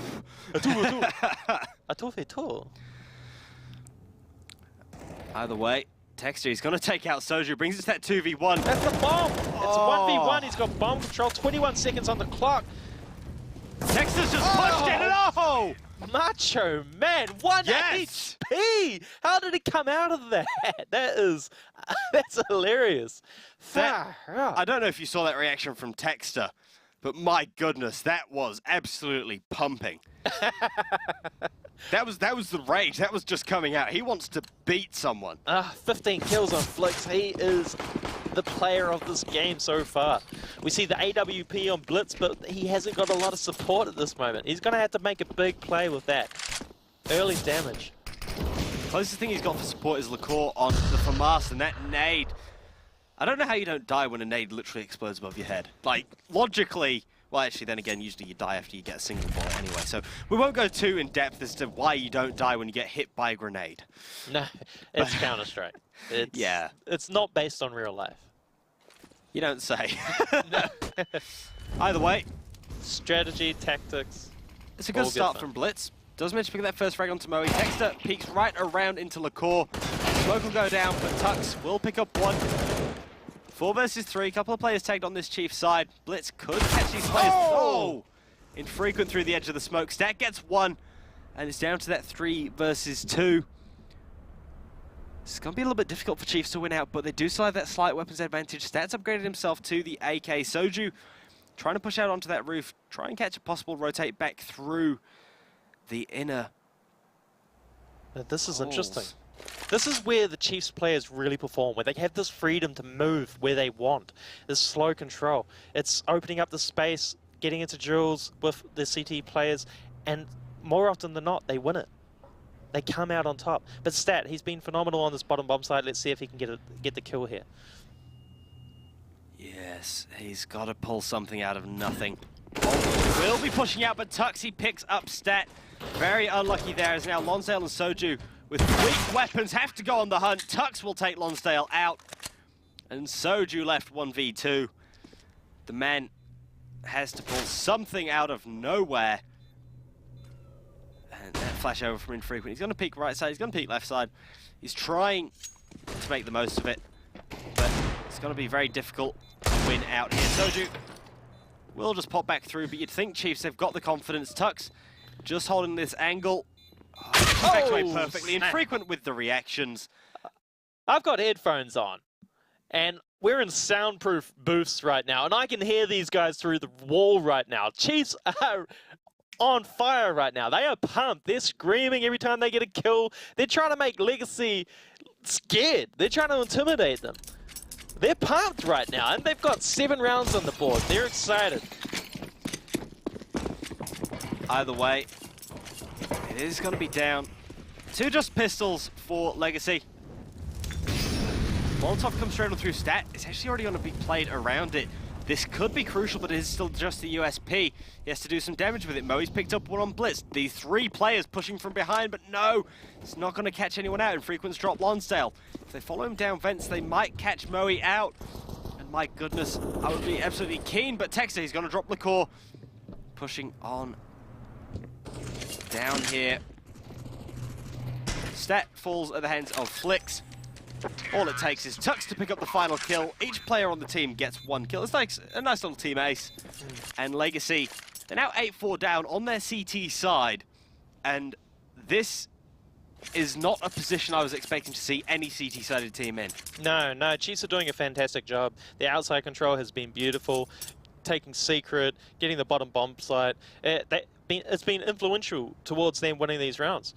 Going into another tactical pause, Legacy, they're trying to regroup and figure out how they can get back into this game. For me, I think it's all about outside. It's stopping them from getting Secret, laying on that damage so that when they do enter the B bomb site, they're low HP where they're low enough to lose these duels. Stat's been doing an okay job on the bottom bomb site, but it's this outside control. Soju at the moment, you can see on his face, he's lacking a little bit of confidence. He's got to regather, figure out how to get into this game. He's got to get confident. He's got to be a little bit bolder. Yeah. I think he's been too passive. He's a player who's actually capable of getting a lot of kills, but he looks like he's actually being a little bit afraid of making, a mistake. Yeah. You can't be afraid to make mistakes at this point. You're always going to be slightly concerned about making mistakes. Trust your instincts. The difference is, it's all well and good making mistakes online. That's not at a point where it's always going to be an issue. No, but we're seeing set mollies here for a topside execute for this T-side team. Texas just waiting for the information on this play. T-side, they're holding. They're holding at this point. Waiting for the right moment. Patience. Yeah, just got to be very patient. set execute, heading through onto that A site. Flix puts that flash over towards Secret as well. Lonsdale and Soju both burning up. Texter's picked up Blitz. Oh my lord, 2 players both heavily tagged. Stats heads back away down ramp already. Texter peeks in, Texter annihilates him. Lonsdale's taking Flix down with him. Texter can actually ace here. I mean, given how low both Lonsdale and Soju are. LaCour, no, they are saving. They're out of there. They've got nothing worth hunting for. They have no HP to be able to win this and regather and get the bomb defused. These AKs, they're full HP at this point. They used all of their utility to get that top bomb site. It was influential, it sold a fake, and then they planted unders. But here they are, they're on the hunt at the moment. 9-4 lead. I mean, you must know the saying, no kit, no clue. No kit, no clue. So this is essentially what is happening right now for Legacy. Texter, he's going to drop Soju. He's hunting. No, he won't take down LaCour. LaCour will fall to Tux. Lonsdale left. Will fall ahead of Tux. I really wanted Texter to get LaCour. He gets LaCour, he gets the final kill. And that would have been an ace. It would have been some fries. I want some food. Yeah. Oh, I mean, we've eaten dinner, but I'm fat. I'm angry. What do you expect? Yeah. But this is a massive half from Chiefs so far. 9 rounds on the board. This is a different Chiefs squad to what we saw last map. This is the Chiefs that we know, and they are dominant. They've got so many set plays, set pieces, fakes, doing a fantastic job. And you see the CT side players struggle at the moment with just their pistols. 2 rounds remaining for the half. I do have to mention, this isn't actually a different squad. We didn't let them leave the building. They've not just been replaced by like robots or anything. It is the same team, but we're talking about the performance. The performance. Yeah. Just in case anyone is slightly off-put by the fact that we let people just bring completely different teams in if they start losing. Tux, he's playing outside. He's looking to possibly get some of that ladder control, get down into hell, possibly pick up a cheeky frag from there. Does actually give them control over ramp room as well. Given that I don't believe Legacy have a single player down on that B site this time. I mean, he's playing Heaven, so this isn't his normal position. Texter's got to peek into him. Texter picks him up through the wall in the end, takes a lot of damage. Texter's taken down Lonsdale. Infrequent takes Blitz. Soju, he can actually peek out and pick up 1 or 2. Drops Moe, expecting it, drops Flix. Pushing through though, Texter will finish him off. And LaCour left 1v3. Texter cleans up, 4 kills for him. 10-4, coming through now into the final round of the half. How's this going to go? Well, this is a big half so far. There we see Moe. He's got to be happy with his squad. He's got to be happy with how this game is going. This is a fantastic performance from these guys on the T side of Nuke. I think they'll be wanting to wrap it up positive with 11 rounds on the board. Oh, you'd like to think that they want to take it positive, 11-4. I mean, at the same time, the sooner... Oh, I don't want to say it, but if they were to get an 11-4, they move through onto their CT side. It looks a lot more positive for them. And as I said, I think we're going to see Mirage. I don't have any doubts about it at the moment with the way this match is looking. But at the same time, I don't want to sort of take it too far, but we could be seeing Mirage a bit sooner than expected. Definitely, definitely. Either way, Blitz, he's actually holding... I wouldn't say that's a generic angle with the AWP. Quite often you'll see the player already up in Heaven, but Lonsdale, he's going to spot out Texter's feet, gets a little bit of damage off. Backs away, smokes come out, push coming through, tops out Texter. Tux will take it will take Lonsdale, sorry. Soju's got to go down, he picks up one, he picks up, oh, Moe gets that refrag. Now LaCour and Stat, the 2 players remaining. Bomb has been planted. Infrequent takes Stat. LaCour will pick up 1, but given away his position, both these players, they've got 17 health between them, 9 and 8 respectively. LaCour is going to be dropping out. LaCour is on the hunt. This could actually be a beautiful round. He's going to drop Moe. Infrequent. He's just going to try and play around. He's got nothing to look for. He's got no kit Flash either. Goes up, no kit, no clue. Deagle peeks out. LaCour will take Infrequent down. How are we looking? No, I don't think there's enough time. No kit, no clue. 11 rounds on the board for Chiefs. They win the half convincingly. Going into the CT side, you have to say that they're set to win this map. They are. They're set to win this map. 11-4. If they can win the pistol, you'd say that's probably at least 14. Yeah. And at that point, it's probably most likely over for Legacy on this map. They're doing a fantastic job so far. They have been dominant with that outside control, their set pieces, selling inside with the mollies, doing all that damage, and they're not actually executing onto the side, opting to go unders. Clever plays. They've got a lot of strats, and you know, they can fall onto these. You know, as you were saying earlier, he's got a whole book of tactics. Yeah, I mean, look, I had a chat with a few of the Chiefs boys earlier. I've had a chat with pretty much everybody around this studio. And Moe, he's got his strat book. He's brought it with him. Each player's got their strat book. And I think even if you just go through each of those strats every once in a while, you know, you don't actually have to have a set strat for every single round. Especially now that you move on to your CT side. But it doesn't really matter. They're getting a positive performance going. It doesn't matter if they're using the same strat 3-4 times. It is working. Legacy, they've only picked up 4 rounds so far. Flashes through, down the vent. Looking for whatever they can get, but that'll be Soju falling early. Texter picks up one more. Texter gets the double. Lonsdale taking Moe. Texter again. Tux cleans up Lacour. And Stat 1v4. Poor fella. And we see Legacy. It looks like they're going to be losing their first pistol this match. Oh, mate, Stat could just... If he pulls something out, I will be absolutely amazed. A hero player. It would be amazing. It would be amazing. But I mean, keen to see it. This is actually interesting. The last time that these two teams played, Legacy did an inside rush. They just did a clean, dry rush out of hut onto the top side. So the CT players, I mean, you know, from that experience, they prepare for it. They understand how to defend, how to counter it, because they found mistakes and, you know, they made mistakes on their defense. This time around, slightly different play. They added a few flashes through the roof, but they shut them down. They did a fantastic job.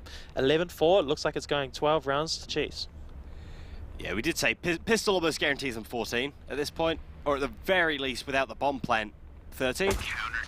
Flicks, we'll clean up, we'll finish Stat off.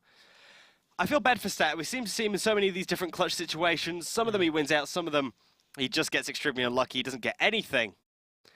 And I suppose at this point, Chiefs, do they buy rifles? Do they sort of look for those UMPs? Look at that man, Flicks. He is a machine right now. We saw Blitz show up in the last. Flicks is doing work. Well, every player is essentially doing work, which is quite nice for this Chiefs side. Oh, Nades. That is going to chunk down Lonsdale and Soju. Very unlucky as the push will start to come through. Infrequent holds that spray, drops Stat, looking for some more. He knows they're all there. Blitz popping off. Texas taking Lacour. Infrequent peeks out with a pistol.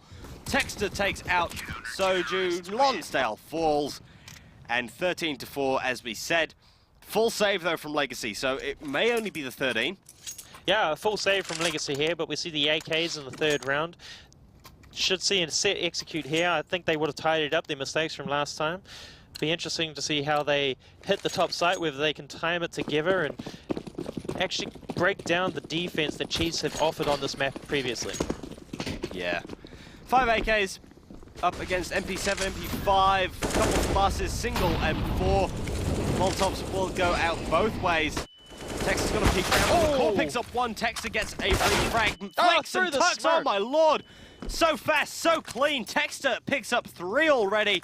And Lonsdale left 1v3. My goodness, that was faster than a couple of things I probably can't say live on air. But it does bring us down to the 1v3. And Lonsdale, this man has to pull something out of his dark cavity. That's a clean round from Chiefs. 14 kills. 14 rounds on the board for them so far. That is fantastic. Texter's actually showing up and getting multi-kills. We didn't see a lot of that last map. I mean, he is one of the star players. He was the most valuable player. And then we get it. We get a smile from the Chiefs boys. He is happy right now. He's feeling good. There might have been a moment when he thought we could lose this, but they regathered. Quite a pretty guy. 14. It's just, oh, he's nice to look at. Either way, without getting too deep into how nice of a looking person he is, Flicks has picked up Lonsdale. A single nade could annihilate most of these players. He's taking down Soju. Flash comes down. He picks up one. This is it. So close. Great frag from Lacour to shut down the edge. But disappointing for the fans at home. We still haven't unlocked any prizes yet, but I hope you're counting the stars. There's an AK Racing chair up for grabs on Carl's Jr. Facebook. Tune in, get in, you might be able to sit back and relax on your AK Racing chair next week. Well, these boys can almost sit back and relax now. They're 15-4 up. This is a masterclass in how to play Nuke at this point for the Chiefs. It was a beautiful first half effort, but this defense has been solid.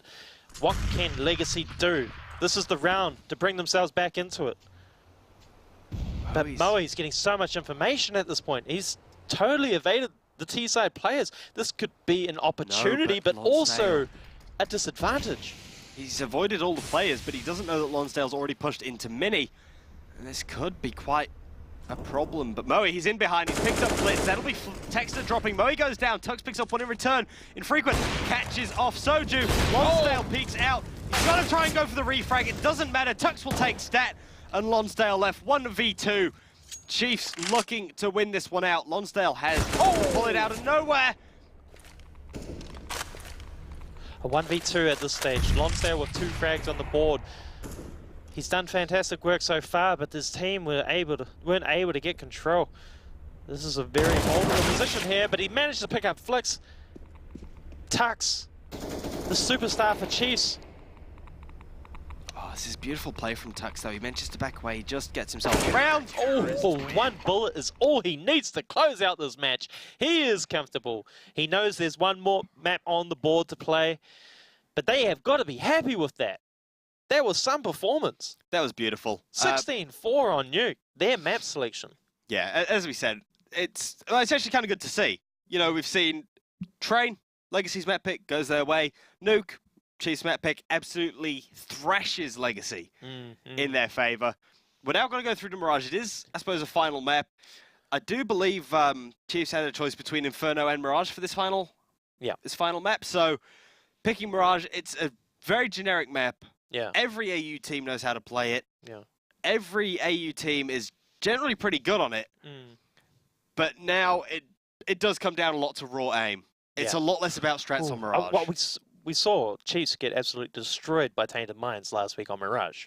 Now, Legacy is a team that actually really does enjoy playing on Mirage. So it's been a fortunate, like, how these maps have played out, for them to get Mirage as the last map. It's quite fortunate. I think it's in their favor at this stage. Chiefs is the better team. That's what I believe, but I think this is the Legacy's best chance of being able to win the series. Mirage. Well, I do have my questions as well.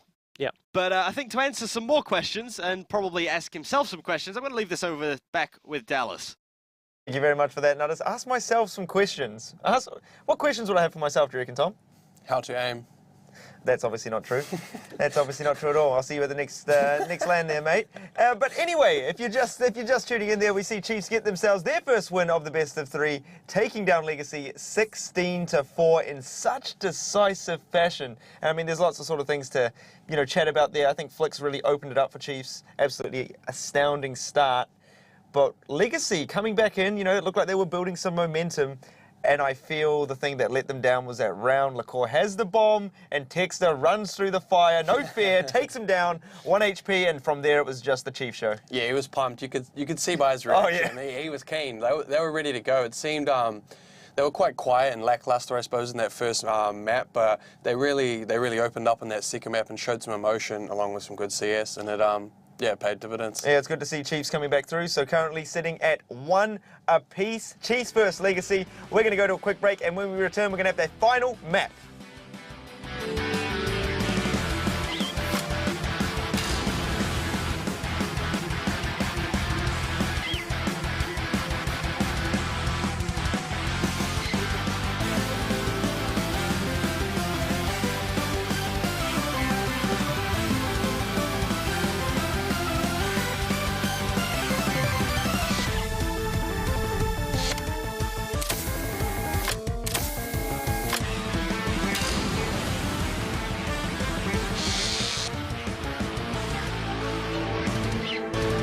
Your brain wants it. Your mouth wants it. These meals aren't out of your league. And how's this for a happy ending? Grab the big league deal from $9.90, only at Carl's Jr.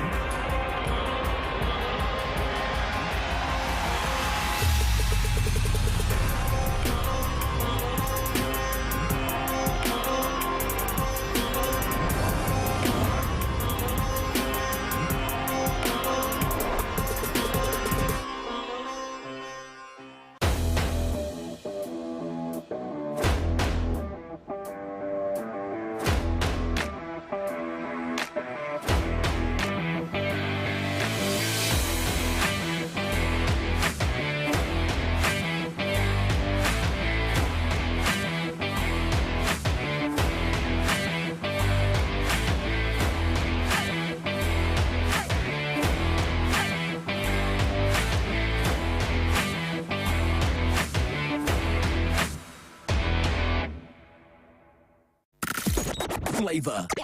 Beats that move you.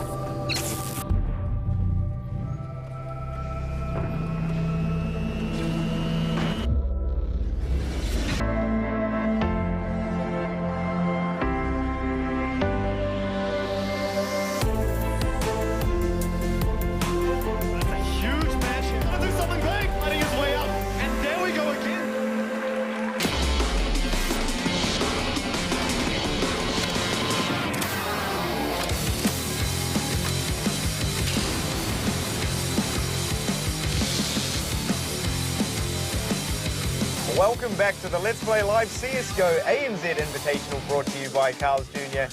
We're currently in Chiefs vs Legacy in our semi-final here, and it is 1 apiece, and we are about to go to map number 3. It's going to be Mirage. And Tom, how are you feeling coming into map number 3 now? I think this third map should really be a sick map. We've seen the first 2 maps here. It's sort of like each team specialist maps, I suppose, and they've sort of, I wouldn't say totally dominated it, but they've shown why they've picked those maps. Coming into the third map, I think it's pretty even. They're both on an even playing field here, so I think it's going to come down to just who shows up. And I mean, it's very fitting as well, I feel, you know, to get to the third map, and it's Mirage, you know, our most popular map of the season, obviously. One of the most popular maps, I guess. Back to the home base. Back to the homeland that is Mirage. And I mean, both of these teams have shown strength on it before. Who are you sort of, I mean, you think Chiefs are obviously going to take this whole thing out. I'll probably just put the words in your mouth, but who are you leaning with? I'm going to go with Chiefs for this one. They, I think in that second map, they showed a lot of team cohesion, but it also looked like their firepower was starting to creep up a bit there. And that's a bit worrying. Also on the other side of things, I think Legacy sort of struggled a little bit with their firepower in that second game there. So I think the momentum's thoroughly shifted to Chiefs' court now, and I think they're just going to be too strong. So they should come over the win here. And, I mean, the other thing is as well, just to quickly mention, is that Chiefs were able to sort of get back on the horse, you know, get ready and get themselves right back in the game. Do you think Legacy have that same tenacity to be able to do that? I mean, I would say they do have it, but I just feel like they probably will be a bit demoralised after that map. And I feel like Chiefs will they'll just be too keen now. They're ready to go. They're rearing. They're ready. Well, speaking of rearing and ready and too keen, we do have Nutters and Wayfarer boys. We're about to get into map number 3. Do we think it's going to be Chiefs or do we think it's going to be Legacy? Chiefs. I mean, I went with Chiefs. I've gone with Chiefs, but I do like Legacy on Mirage. I think, you know, this early round play from Chiefs has been letting them down, and if Legacy can get that momentum early, they might be able to have an opportunity to break Chiefs down, which we saw against Tainted Minds last week. All right, well, let's not waste any more time, shall we? Let's get right in amongst it. Boys, take us away. Map number 3, into Mirage. Let's go. You know, I was actually kind of keen to waste a bit more time, eh? You know, I'm kind of enjoying wasting time. It's something I get paid to do at work normally, so if I can do it here, it's even better. But I suppose we see Mirage. It's not a very common map in this region. No, never. Not at all. Never played. I'd like to see it more often, you know. It's almost like Cobblestone. We rarely ever see that. Yeah, the Halloween special. Did you try that? Yeah, I tried the Halloween special. I wish they'd done it for Mirage as well. It would have been cool. But, you know, you don't really want to mess with the actual active maps. Either way, look, I'm pretty happy. I'm looking forward to Mirage. It is, as we say, slightly more aim heavy, slightly less strat. A lot of it comes down to where and when you use your utility. So it doesn't actually have to be in a strategic manner, but it can literally just be the case of getting that single Molotov out mid. It could be the case of getting that smoke out mid. Yeah. And that covers off so much of a map. It gives you so much control. Yeah, yeah. Yeah, I think these retakes for Legacy are going to be influential. They often give up the A site and then they retake it. So they've got to make sure that they have a solid defense on the B side, on that CT side. It's that Lonsdale defense. Yeah, I mean, retakes, it's absolutely crucial. I mean, the key as well is not actually letting, I suppose, letting them get into the site in the first place.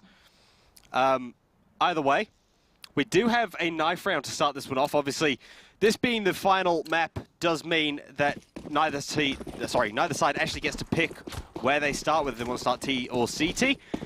But coming into the knife, keen to see how this one goes. Getting in there, stabby, Blitz and Soju picking up a couple. Texter gets a nice double. Stat gets one more. Texter gets on through. Stat and Tux. Stat will win it out. CT side start for Legacy, you'd expect here.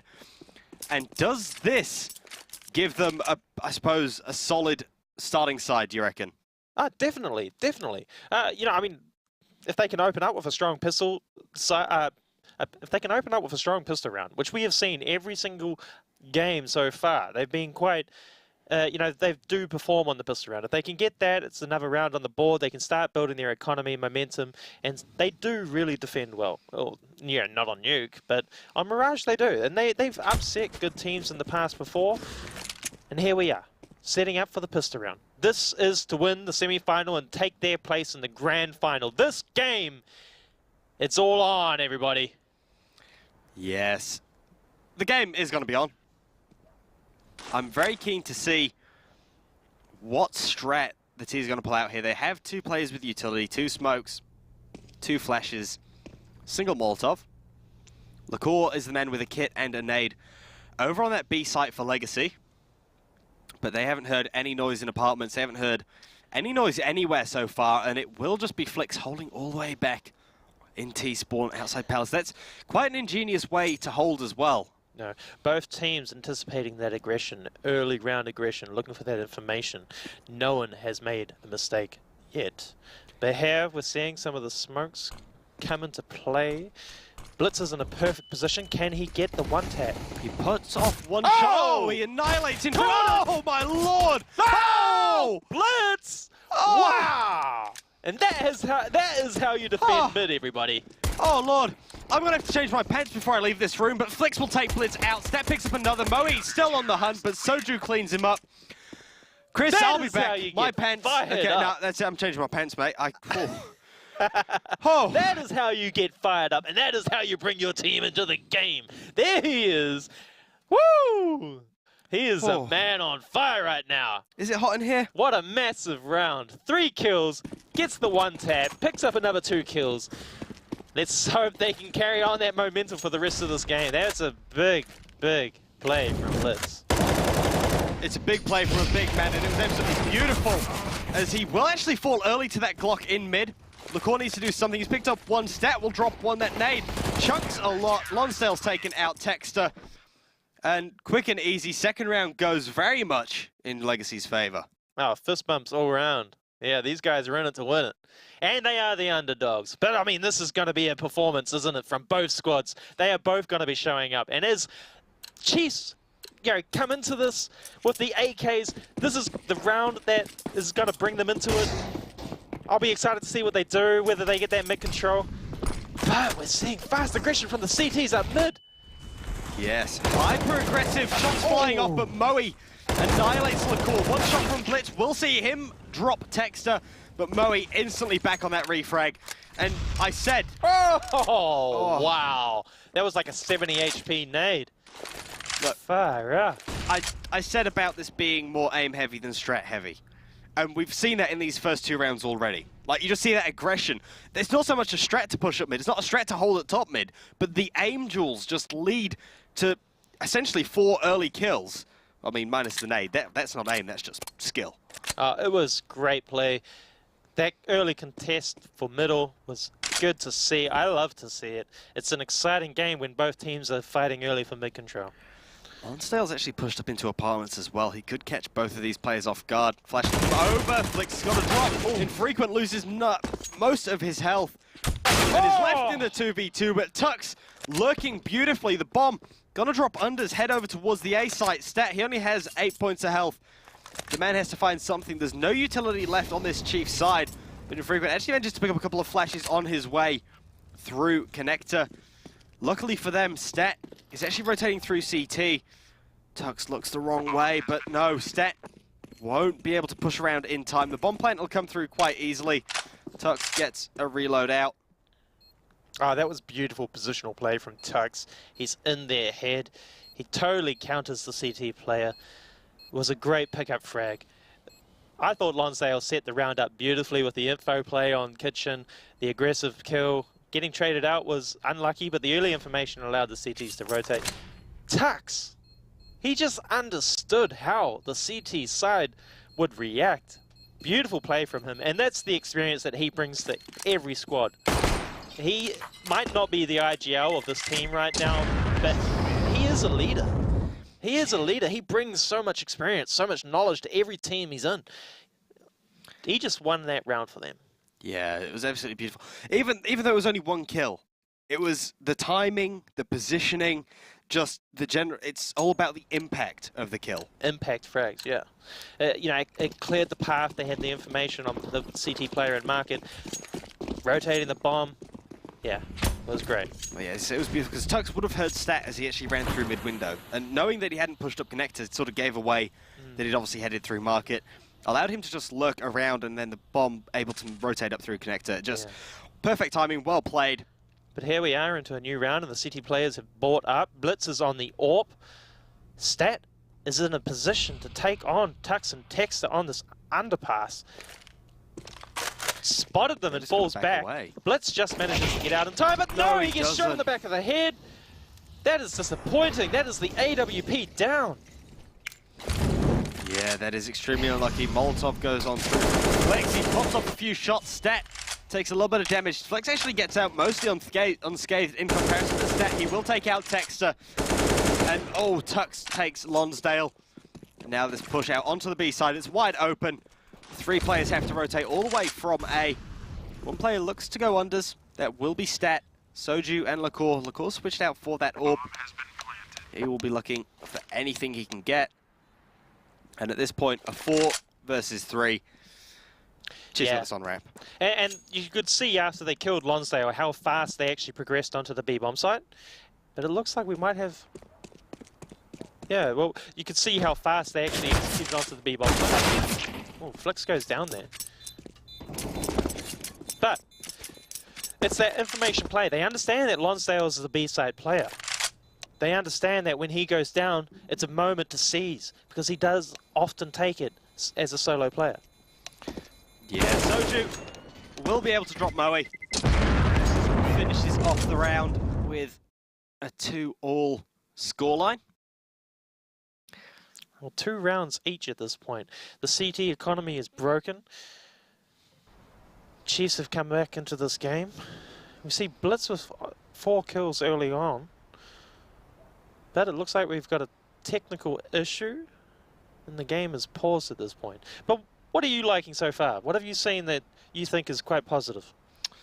Look, my Carl's Jr. burger was cooked really well. Oh, sorry. No, so far you I think... are hungry. Oh, mate, I'm absolutely starving. I'm quite liking the map. I need to get some eats. The map control that Chiefs are getting, especially against that AWP of Blitz. Yeah. He's had that for a couple of... Well, he had that in obviously the previous round. He didn't make the most of it. Instead, he actually gets popped from unders, you know, that push from Texter. The refrag comes through, but it's a little bit too late. So I'm quite happy with the I suppose, map control that the Chiefs are taking. It is still a little bit too early to say. Yeah. At this point, I mean, we saw those first couple of rounds, Legacy played hyper-aggressive. Yeah. And it paid off for them. I liked it as well. I mean, they did lose one of those rounds when they pushed up mid.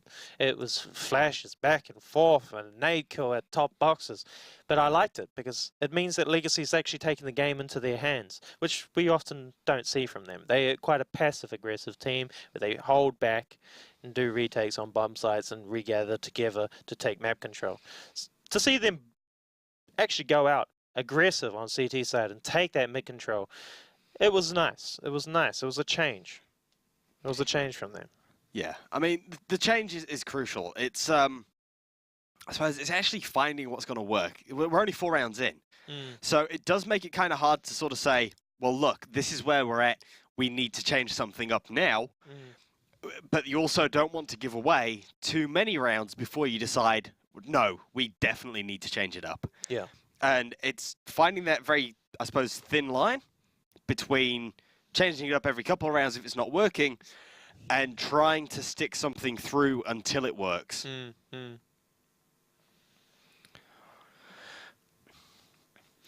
Okay, so we've had an issue with a PC crashing. Yep, and apparently at this point, trying to decide whether it's worth, or whether we need to replay that round. minor technical issues. No, that's not on us. It's not on us. We're nah. just here to cast the game and have some fun. Yeah, we're just here to talk about the game. Food, please! Yep. Anybody? Food? Come on, the service around here is terrible. They've eaten. Oh, what? They didn't even leave us any donuts either. Oh. Hey. Look, this is annoying me already. I mean, I'm a little bit disappointed at this point that I've well, not we've got any got more 2 food. rounds each. This game could go either way. It's early days so far. But Is for it you 2 at rounds home, each, you've though? got to be counting Is it those 2 stars. I rounds mean, have each? you guys been throwing back and forth how many stars have appeared so far? AK Racing Chair, you've got to Do you get have on any idea? Carl's Jr. Facebook. Follow that. Yeah. Be in the draw. Look at this. I want it. I want it as well. Look Believe at me, like, AK it's- Racing LPL chair. That's beautiful. But could Thanks you imagine to Carl's Jr. Would you eat Carl's Jr. in it though? I would. Of course I'd be eating my Carl's Jr. in it. Yeah. You That'd sit be down and you yeah, just go, you so know what? Comfortable. in I'm your so belly. comfortable. I'm getting that big Carl into me. I'm getting that combo. Look at that Getting smile those on that chips, little getting star's that- face oh. as well. That's me. That's what my face looks like when I eat Carl's The Jr. problem is I'm trying not to salivate. So I'm sort of, you know, you try and cast and then all of a sudden you just start spitting because you're just thinking about your Carl's Jr. Either way, whilst we try and get through these technical issues, try and figure out exactly what is wrong, what is happening, we are going to go to a short break. When we get back, we'll have the game. It's tied at 2-2.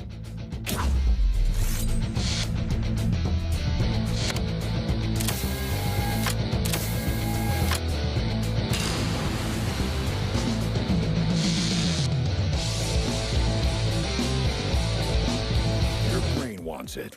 Your mouth wants it. These meals aren't out of your league.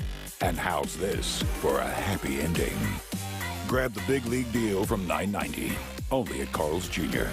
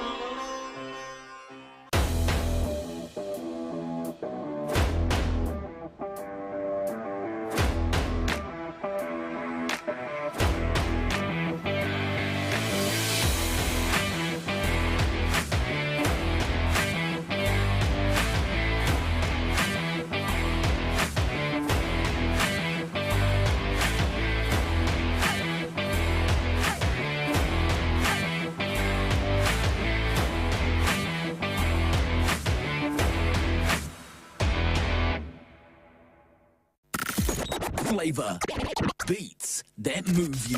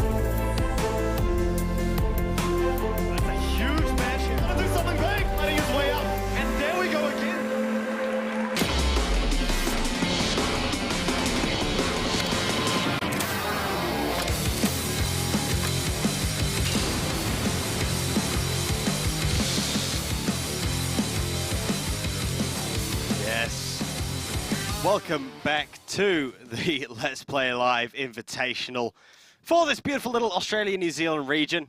We have obviously just come back from a little break where we have now found out we do believe that round is going to be replayed. Apparently there was a few computer issues. These were mentioned in time and as such will be dealt with according to the rule set, Which is fair. We are going to be getting that replay. A little bit unlucky there for Chiefs, you'd have to say, especially after having quite a positive round. But you don't know what impact that computer crashing actually had. No, so yeah.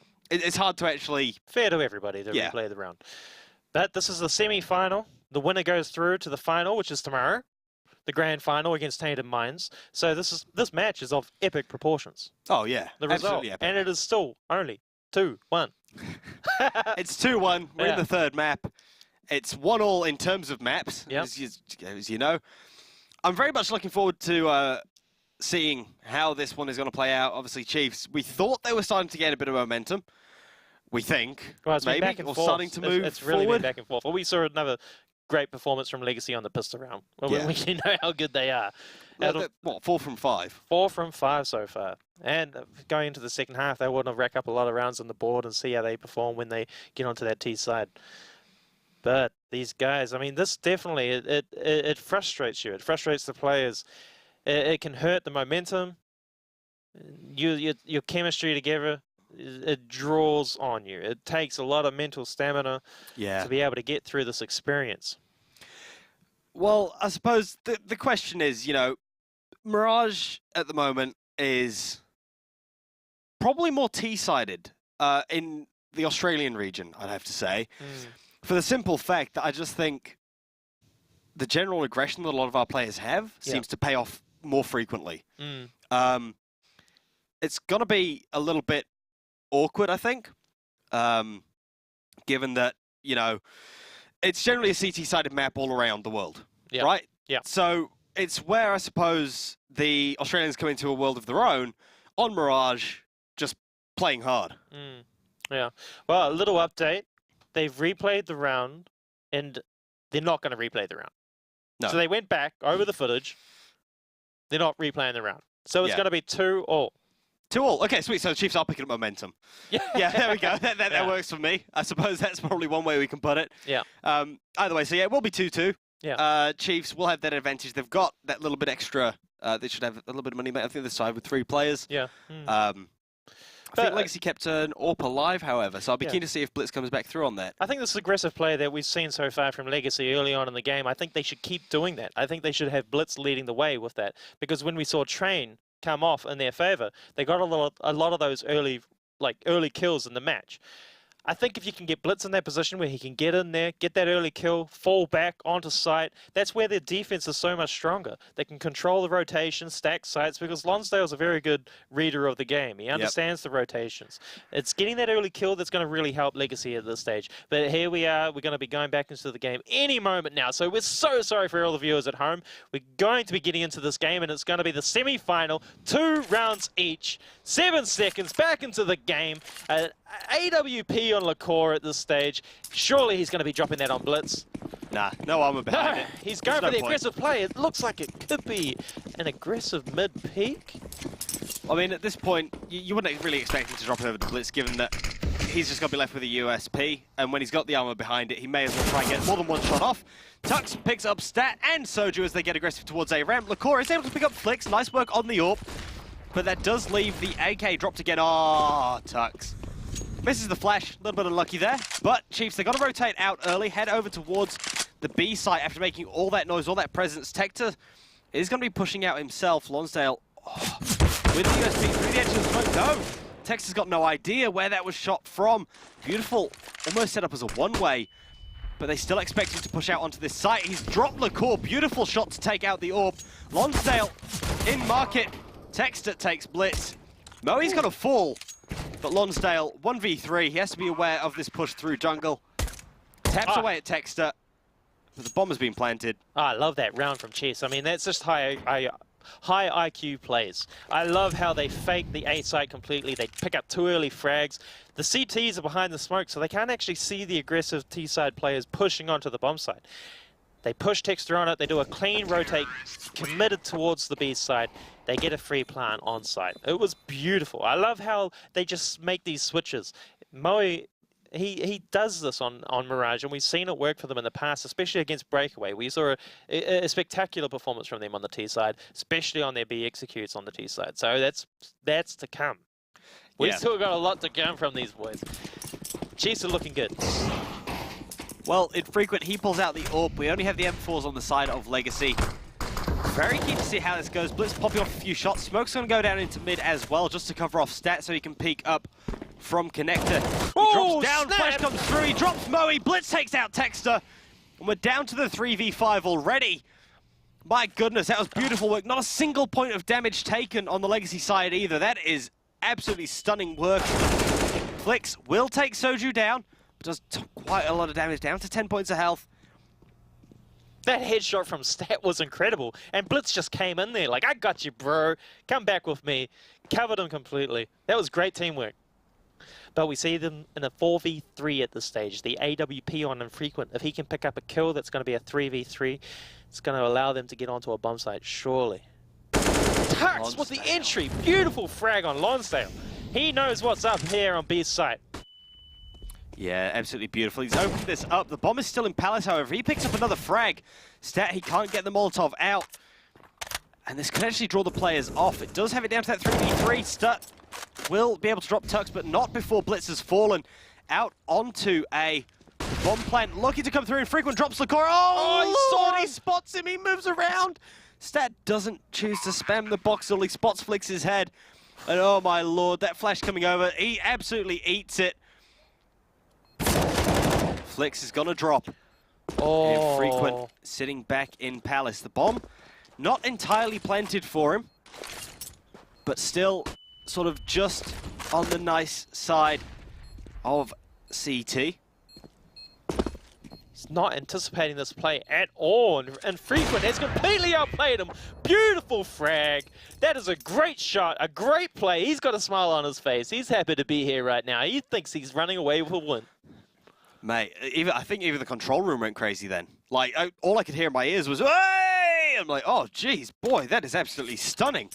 It was beautiful play there from Infrequent. I don't blame them for getting hype. It was just a perfect bomb plant. Just knowing the positioning, knowing... I mean, Stat, the only place you could have expected him to be was in CT. So close, but yet so far. 4 rounds to Chiefs, 2 rounds to Legacy. We're seeing a default play, slow mid-aggression. The CT players are only on pistols, so their defense is weak. But Lacor, he's in a great position at this stage. I don't think he's actually seen Moe jumping up. That's so unlucky. The smoke's going to go down to cover off short. These players are essentially standing about 2 meters apart, but they just don't know it yet.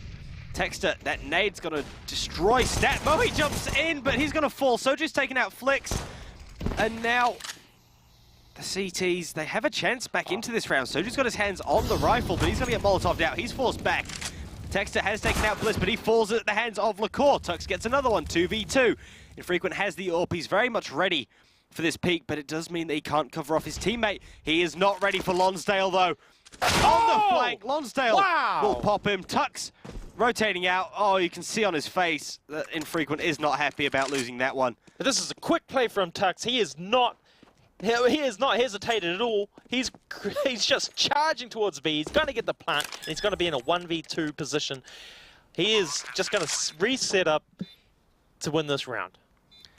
Well, he's actually getting aggressive towards short as well, which could be to his advantage. The players possibly expecting him to have been in apps at this point. Peeking around though, Lonsdale pops off a couple deagle shots. Tux just backs away. We're expecting him possibly somewhere on the left side, but no, Soju picks up the frag with the AK kit. Not required. Defuse will come through. Lonsdale had no armor into that one either. Oh, that was a great round. Timing on Lonsdale to land that headshot. I thought Infrequent had him with that AWP. Popped him off with that deagle. 1 tap. Ladder ball. 2 kills on Lacor with the P250. An early kill from Blitz as well. That was a great round on pistols. We did not see that coming. 3 rounds on the board for Legacy at this point. This is going to bring them back into the game. They've got the economy to fight back now. At that point, I didn't know whether Infrequent was actually going to hit the shot. I mean, he sort of turned at the perfect time, but he just got so unlucky with that flick. He just didn't hit the shot early enough, and as such, it does cost them the round, but it's not hard to get back into. No, well, both teams have full port this round. The defense on the A site is quite weak. Soju trusted to do a lot. Will he? No, he switched to the nades, gets caught out, has no support. Beautiful play from the T-side players. An absolutely beautiful read to dry hit that bomb site. Well, you say dry. I mean, it was slightly dry. The smokes have come over in time. Lonsdale will be caught out, but still manages to get the shots off onto Tux. Texter already on the left side of this smoke. Could catch Blitz on a web. Oh, no, Blitz misses that shot. Texter will be able to get out with his life. 4 versus 4, retake coming through. 2 players from CT, 2 players essentially from this connected jungle area. Blitz peeking up, expecting it, but Flix will take out Blitz. Lonsdale gets trade back. Texter drops. Moe and Infrequent. Moe only has that Mac 10. He picks up 1. He's looking for another. Infrequent will drop Lacour. He's stuck in on the bomb. Lonsdale. Will he get it? Is he got it? Oh my god, what a ninja! Oh, Legacy got it. Wow. Wow. They were so lucky to win that. That round just reversed. That was beautiful from the CT players. He was so lucky to get that defuse. 4 each. That is wonderful. Lonsdale did work. Chiefs with the tactical pause, they're a little bit threatened at this point. I almost collapsed. That was I thought that magic. was a beautiful execute from the T-side players, how they led out A main dry and then got the kill, and then they followed up with the nades onto the bomb site. It was beautiful timed piece. I really liked it. Because what happens with those nades when they come early is that it gives the information to be ready. It gives the information to be gun up, defend, the rotation and support is coming onto site. By leading out of A main dry without any nades or cues that they're coming, it was a beautiful set piece. But I can't believe that after plant scenario, Legacy, they came back in a massive way. Kills just all over the place. Defusing the bomb, they were so fortunate. 4 rounds each. This is a game. This is the semi-final of LPL. This is excitement. This is Counter-Strike at its best, everybody. This indeed at its absolute finest right now. Well, except for tomorrow night, when the winner goes through, plays tainted. You know, you just got to count that in. But Soju is going to pick up Tux early, still firing off shots. Isn't going to pick up a second just yet. Pushing in, Freedom picks up 1. Texter takes out another. Moe's fallen. And now Blitz having to back away. He's got the AWP. Won't be able to prevent the bomb plant at this point as the bomb is actually just going to rotate out. They've drawn all these players over. But even though all 3 players have full health, why have they? This is what they do. They commit to it. They do these quick rotates to the other bomb site. Legacy are so slow on their retakes, they haven't even picked up on it. This is a beautiful play, and we see it time and time again on Cheese. They understand completely how Legacy play this Mirage. This is great work from these guys. Yeah, Texter can get out with the bomb, can get it down onto the site, planting most likely for Apps at this point, given that they have managed to keep Infrequent, I believe, up and alive. Flix is pushed down to bench. Nade will go down into market, and 3 versus 3. Blitz has actually opted for the M4 over the AWP on this retake, and I don't blame him, as the AWP, that one-hit wonder, will not see as much use. Flix will be able to pick up Lonsdale.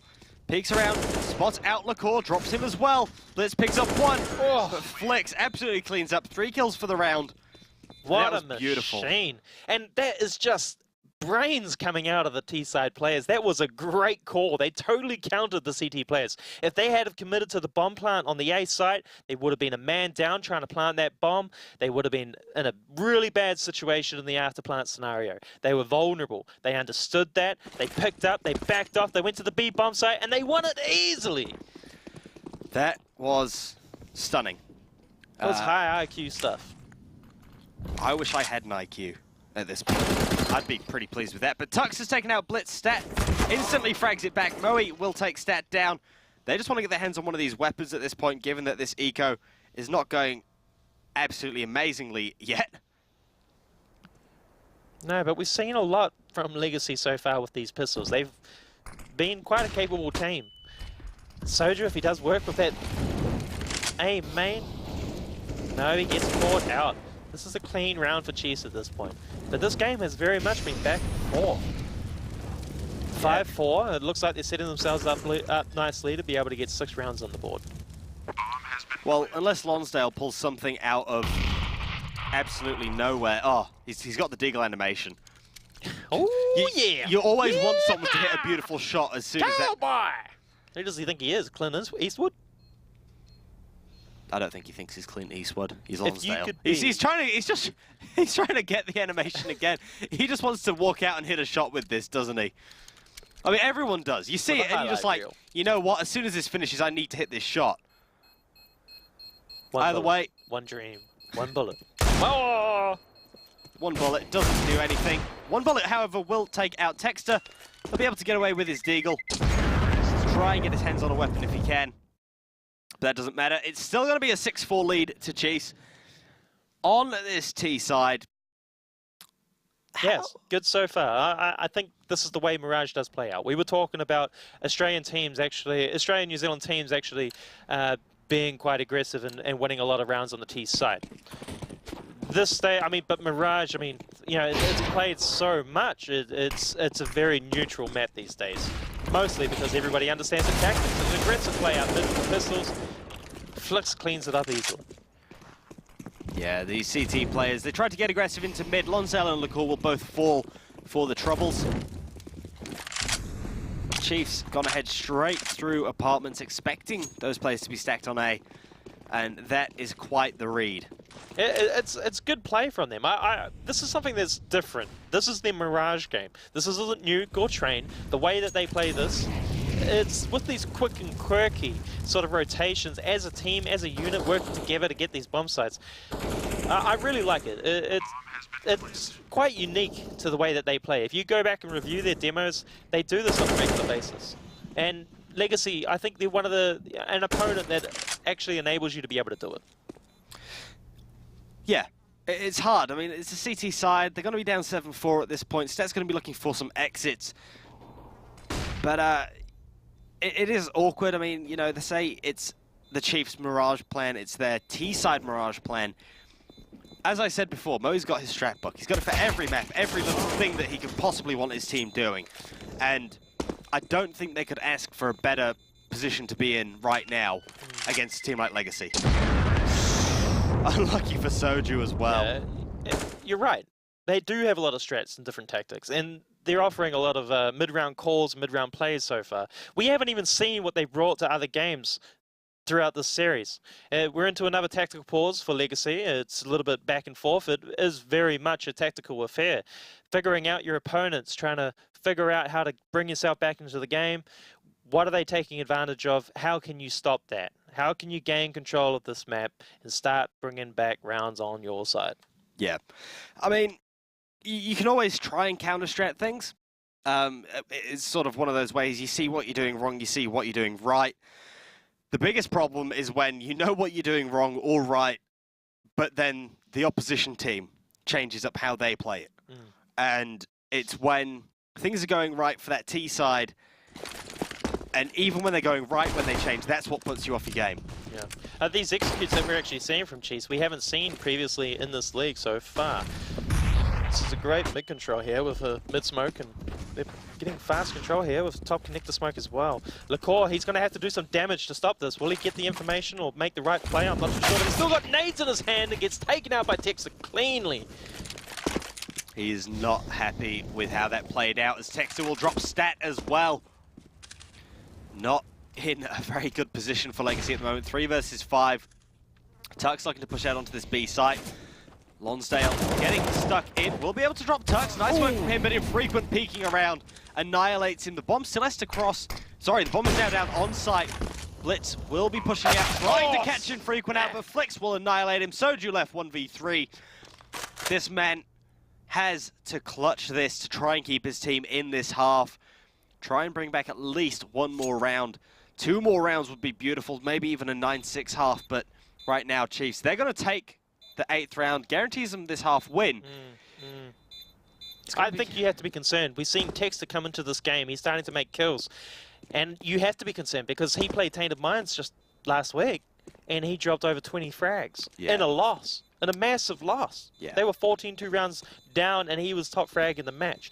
That was based off a CT half as well. The way he plays connector, the way he plays stairs on Ace side, he does play really well on the CT side. That's going to be difficult for Legacy going to the second half.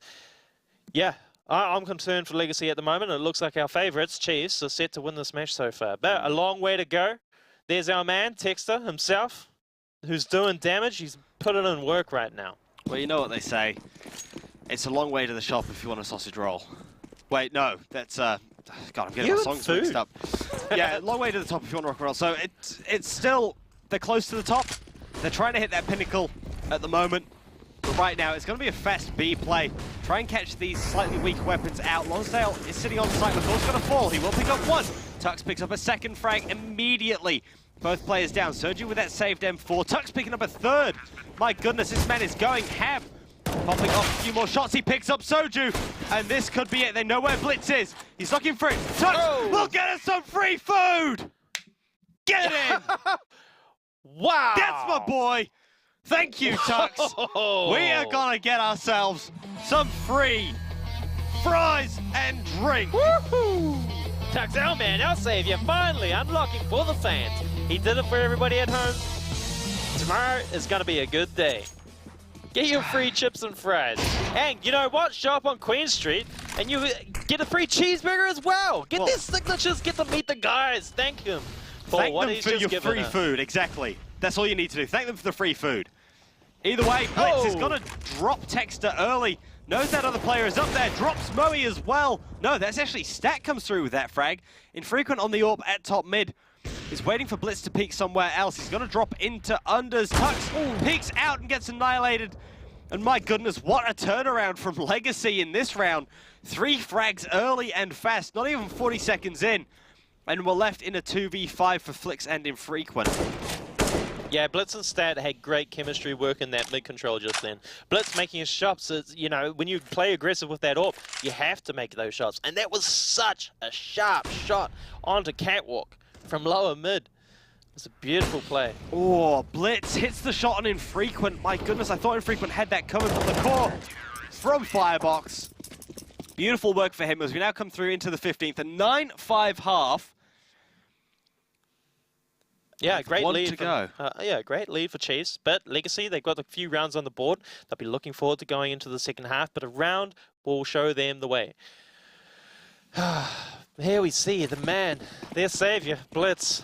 He's been making some big kills, some big frags, and hopefully he can show up for one more round. Mate, if he can show up for this one more round, 9-6 is not the worst position he could be in. Gets shot through the wall. That's doing some damage on Infrequent. They're AWPer. It's going to be good for the late round play for the CT side. Yes, but the problem is they need to make sure they don't lose any lives here. Anything unnecessary, I suppose. Especially given that retake yet to even be needed. Tux drops Stat early.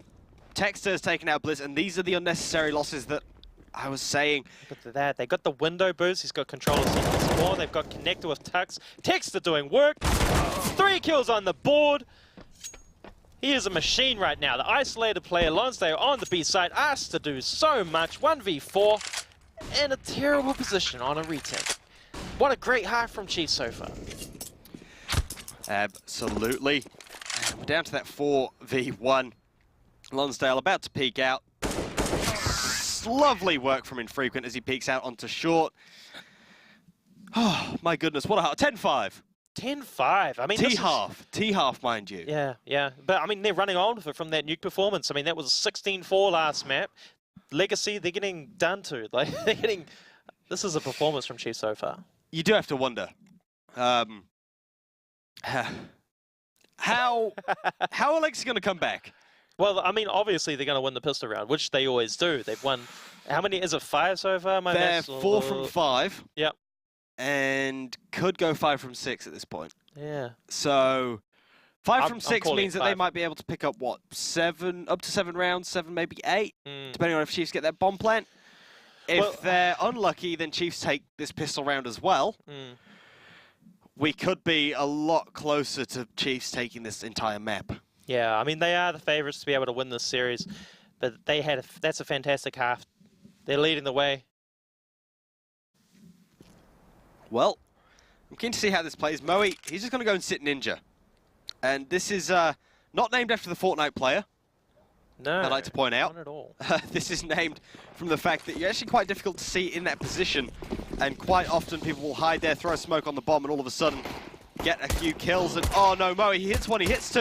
He's looking. No, he takes up 2. He does finish off 1 player, down to that 4v3 already. Tuck's going to push through from jungle. All these Chiefs players trying to get something. Soju's taking out Flicks. Texter taking out Stat. My goodness, quick plays though. See Lonsdale in a 1v2. He's got the bomb. He can rotate off the side, but Texter pushes. 11-5. No bomb plant. 3 kills on Texter. We know how he plays on Mirage as a CT player. He is locked in right now. He is focused. He's making big time plays and he's making the frags.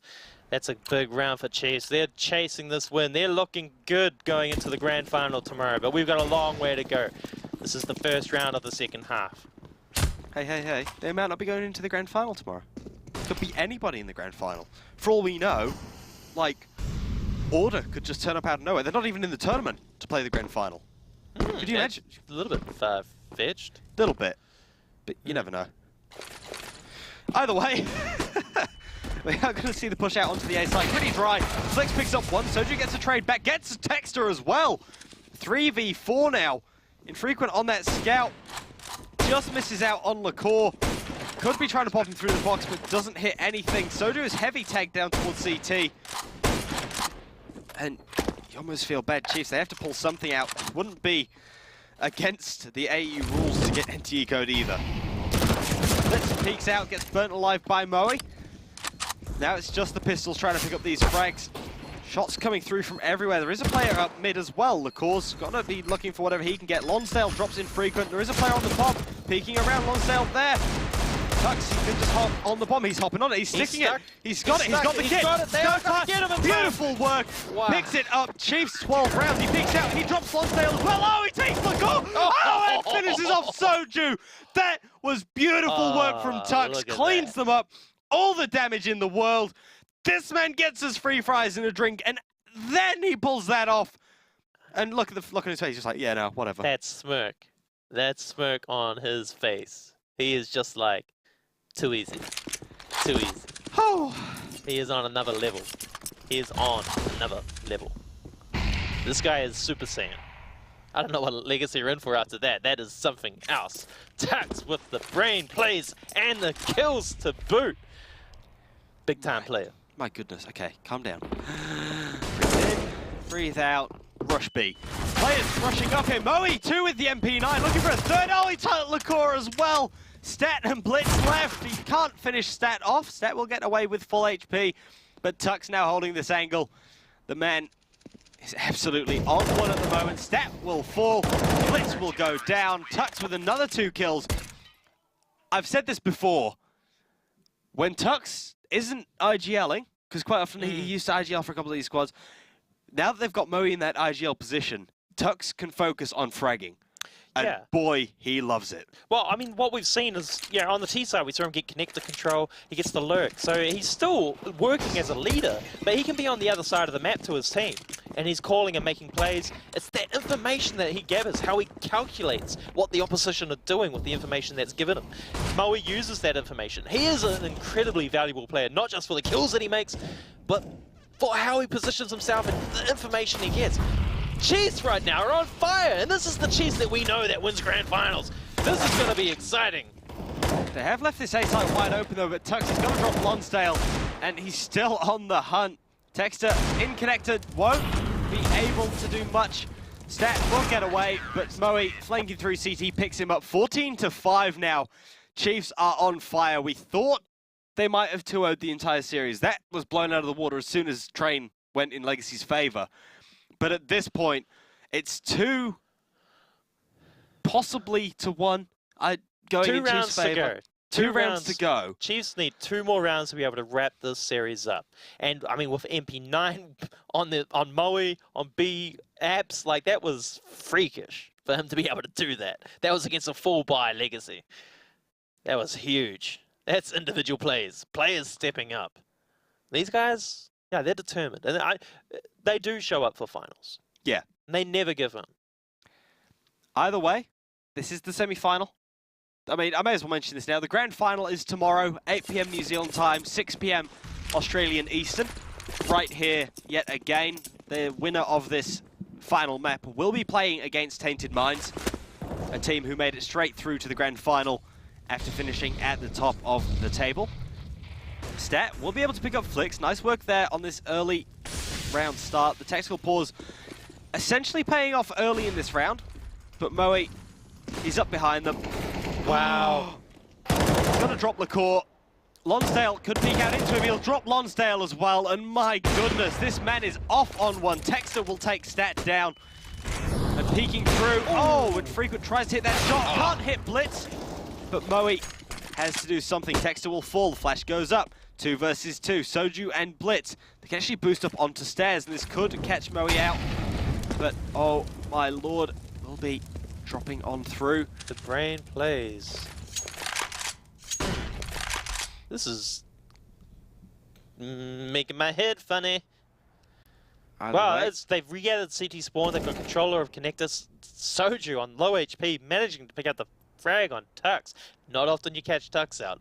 But Moe, the other IGL for the squad, he knows exactly what he's got to do. He's reading this game beautifully. That's the bomb. He understands. Oh, he gets caught out Blitz with the peek at just the right moment. Oh, that is unlucky. 14 rounds to 6. Chiefs still lead the board, but Legacy, they come back. 2v5. I'm pretty sure we thought that was all over. But Blitz and Soju, they brought it back into a 1v1, and Blitz closed out the game. Their hero, their savior, MVP so far for these guys. It was the player we pulled out of the head-to-head clash. He's been showing up in a big way. Tux, so much is on his shoulders. Instantly in, destroys Lonsdale, takes out Soju as well. This man is off on one, he's already up through apartments, he's just backing out now.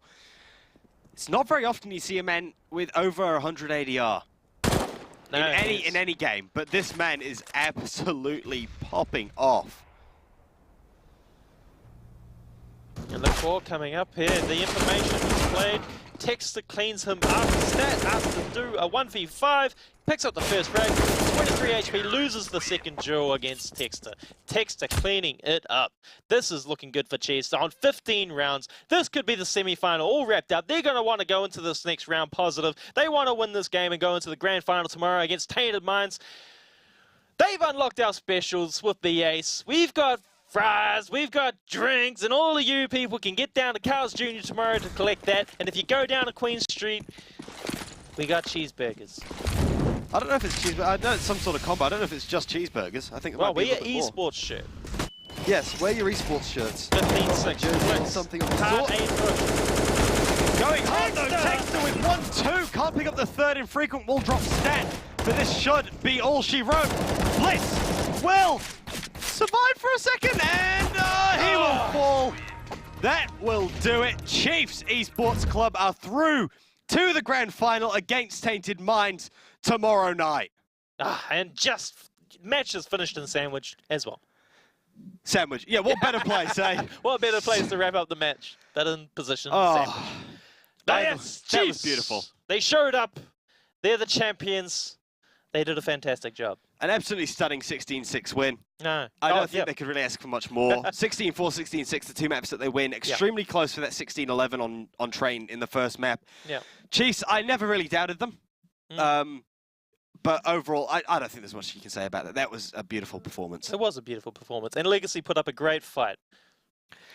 And as it is, talking about beautiful, I know you and I are probably the best looking ones here, but we'll go to the slightly less so.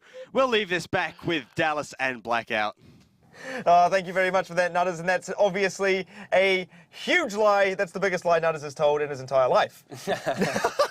But yeah, we've just had it there. Chiefs have qualified. They'll be going through to the grand final, taking on Tainted Minds tomorrow evening. But Legacy, very well fought series, don't you think? Yeah, they played well. They gave it all they've got. They can be proud of their efforts. I think Chiefs just a little too strong in that third map. Yeah, and you know, we were having a chat about it just before. Tux just coming into his element there in that Mirage match. Yeah, no, Tux was a machine. He had loads of rounds, consecutive rounds where he was just getting several kills, loads of multi-kills. He pretty much just put his team on the back that game. Yeah, and I think Infrequent as well, getting some massively impactful kills throughout the entire series, really. Yeah, he came up with a couple nice clutches at the carps there and just some nice AWP kills when he was really needed to. It was a good play by him. Yeah, and you've got to give it up to Legacy, though. They never really look like they gave up. No, you know, like Blitz, for example, that man, he has just got so much tenacity. just non-stop trying to win every single round. Even in that last one, you know, by himself, CZ, still hanging on. Yeah, no, Blitz is an awesome player. He's a really good player. I think he can be proud of his efforts today, as they all can, really. They played quite well.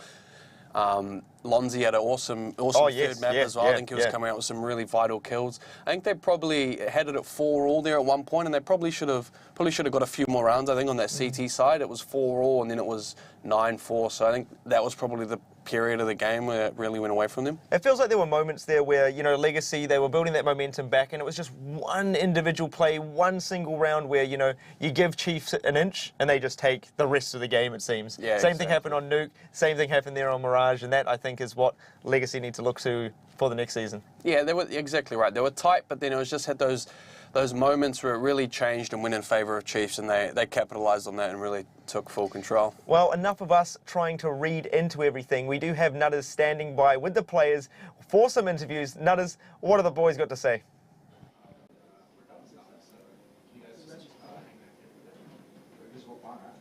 Yeah, thank you very much, Dallas. And I am here with the captain of Chiefs. Oh, essentially, I believe you are the captain of Chiefs. I'm here with Tux. It was an absolutely amazing performance from you guys, taking that final map out 16-6. And the one thing I have to mention first is you unlocked us some free fries and drink with that beautiful ace that you picked up. We saw the ecstasy on your face. How did it feel knowing that, well, I mean, obviously it was an ace, but how did it feel knowing that you'd unlocked that free food for everybody? Well, it was pretty awesome. That's all we were playing for. You know, we went into the game with the free food for the people of New Zealand. So I hope you guys appreciate that. It was an honour doing it for you. Hopefully I can come back here and do it for you again tomorrow. Yeah, so obviously that was a solid performance. You take it out 2-1 in the end. And I suppose now you've got to look forward to Tainted Minds tomorrow night. Now, these boys have gone the entire season undefeated. They've had an absolutely stunning run so far. Do you guys think you guys will be the team to end that? Yeah, we're going into really confident. We've beat them in a bear thread like last week. They're quite a strong team on paper, but I think we've still got the upper hand on them. But it should be a really close game, I think. So I suppose taking out of this map, obviously you won 2 maps quite convincingly, 16-4 and 16-6. Do you think that you can play either of those maps against Tainted Minds tomorrow night and still bring out a positive result? Yeah, absolutely. I think if we play Mirage and Nuke, if they were the first 2 maps, I think we could definitely 2-0 them. I'm absolutely loving this confidence, and I do have to wish you guys the best of luck tomorrow night. I hope you guys can take out Tainted Minds. I mean, I shouldn't be biased at all, but, you know, you've got to have a bit of love for the guy who wins everyone free food. But best of luck for tomorrow night, mate. And I do believe I've got Blitz over here for a quick little interview from Legacy. And, look, it was a little bit unlucky going into that one. You and Chiefs, you both have a relatively similar map pool. Do you think that you maybe could have picked a different map to help you guys out, or do you think that Train was essentially the way to go to start it? Yeah, we won, so it's probably the way to go. That's pretty fair. Do you think that leaving, I suppose you left Mirage and Inferno as the last couple of maps, do you think that could have changed around? Obviously, Mirage, you guys are pretty happy. It is quite a nice Australian sort of team map. Do you think you guys could have changed that one at all in that sense? Yeah, I mean, in retrospect, you could say you could have changed things, but at the time, if you feel confident, you got to do with what you feel confident at the time. So we did what we did. We just need to keep building our map pool, so all of our maps are at an elite level. But yeah, no regrets. Yeah. All right. Well, you went absolutely ham on the AWP today. You had some amazing frags yourself. You basically went blitzkrieg on Train. It was absolutely amazing to see. You've got an amazing presence with the AWP. Are you considering just going ham everywhere else now? Just go ham on every map? Yeah, sure, why not? If I could, it'd probably make us win. But, you know, you got to do your best with what you can. It is a team game after all, so we just got to improve our team play. And, yeah.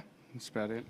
Awesome. Well, that will do it from me. We will be seeing Chiefs back here tomorrow night for the grand final against Tainted Minds. But for now, I'm going to throw this one back over to Dallas, and, you know, you can close it out, mate. I appreciate your consideration there, Master Interviewer Nutters. But, yeah, we see the modesty there from Blitz. You know, what a guy. Down to earth as they come. And you can see, you know, he's mentioned things that, you know, they've got to work on, you know, expanding their map pool. So you see, this is not the last time we're going to see Legacy, so I'm very excited to see what they have for the future. Yeah, no, they have the way they look at the game as a team, I think they have a really good mindset, and that's what will really set them above. They don't really mind losing. They know that they have things to work on and improve on. And if they can keep improving on things, even slowly, eventually it's going to pay in the dividends. Well, let's have a look at tonight's results, because there was confidence coming out from Tux, and having a look at tonight's results definitely shows why. Legacy booming up on train there, winning 16-11, and then Chiefs with the massive comeback, 16-4 on Nuke, and then 16-6 on Mirage. And I mean, what an absolute comeback there from Chiefs. It's going to be very exciting to see them taking on Tainted Minds tomorrow night. How do you think that one's going to play out, Tom? Tomorrow, I think it's going to be a crazy game. I think we're going to see 3 maps, 3 tight maps, maybe. I'm going for TM here, but honestly, it's a flip of a coin. I think both teams, Chiefs have had that extra day on the PCs. You know, they'll be feeling ready, feeling really confident, but yeah, it's going to be a nail-biting game tomorrow. Well, just to sum up as well, just a reminder to everybody out there, if you want to head down to Carl's Jr. on Queen Street, you can meet the players. There'll be free food. I'd better correct a couple of the caster boys there. I hear there's free combos galore, up to 100 for the first 100 people in the doors. And if you're wearing any kind of esports apparel, there will be some bonus prizes being given out as well. I know some of the Tainted Minds boys have some jerseys to give away as well. So, I mean, I know I'm going to be heading down there on my lunch break. I hope I can get myself one of those. There should be some goodies, that's for sure. Snag myself a free burger and again, and a shirt. I hope you guys were counting those stars for this evening. So make sure you head over to Facebook, to Carl's Jr.'s Facebook page. How many stars did you count? 19. 19? Okay, that's a questionable thing because I counted 18. So make sure you head over to Carl's Jr.'s Facebook page. You can win yourself an AK Racing chair. Check out all the terms and conditions on their Facebook page. But that will be us from LPL tonight for the semi-finals. Obviously, it's same time, same place tomorrow. We'll see Tainted Minds taking on Chiefs. I've been Dallas Easy City. Thomas Blackout Richmond. And from all of us here at LPL, thank you so very much for tuning in, and we'll see you tomorrow for the grand final.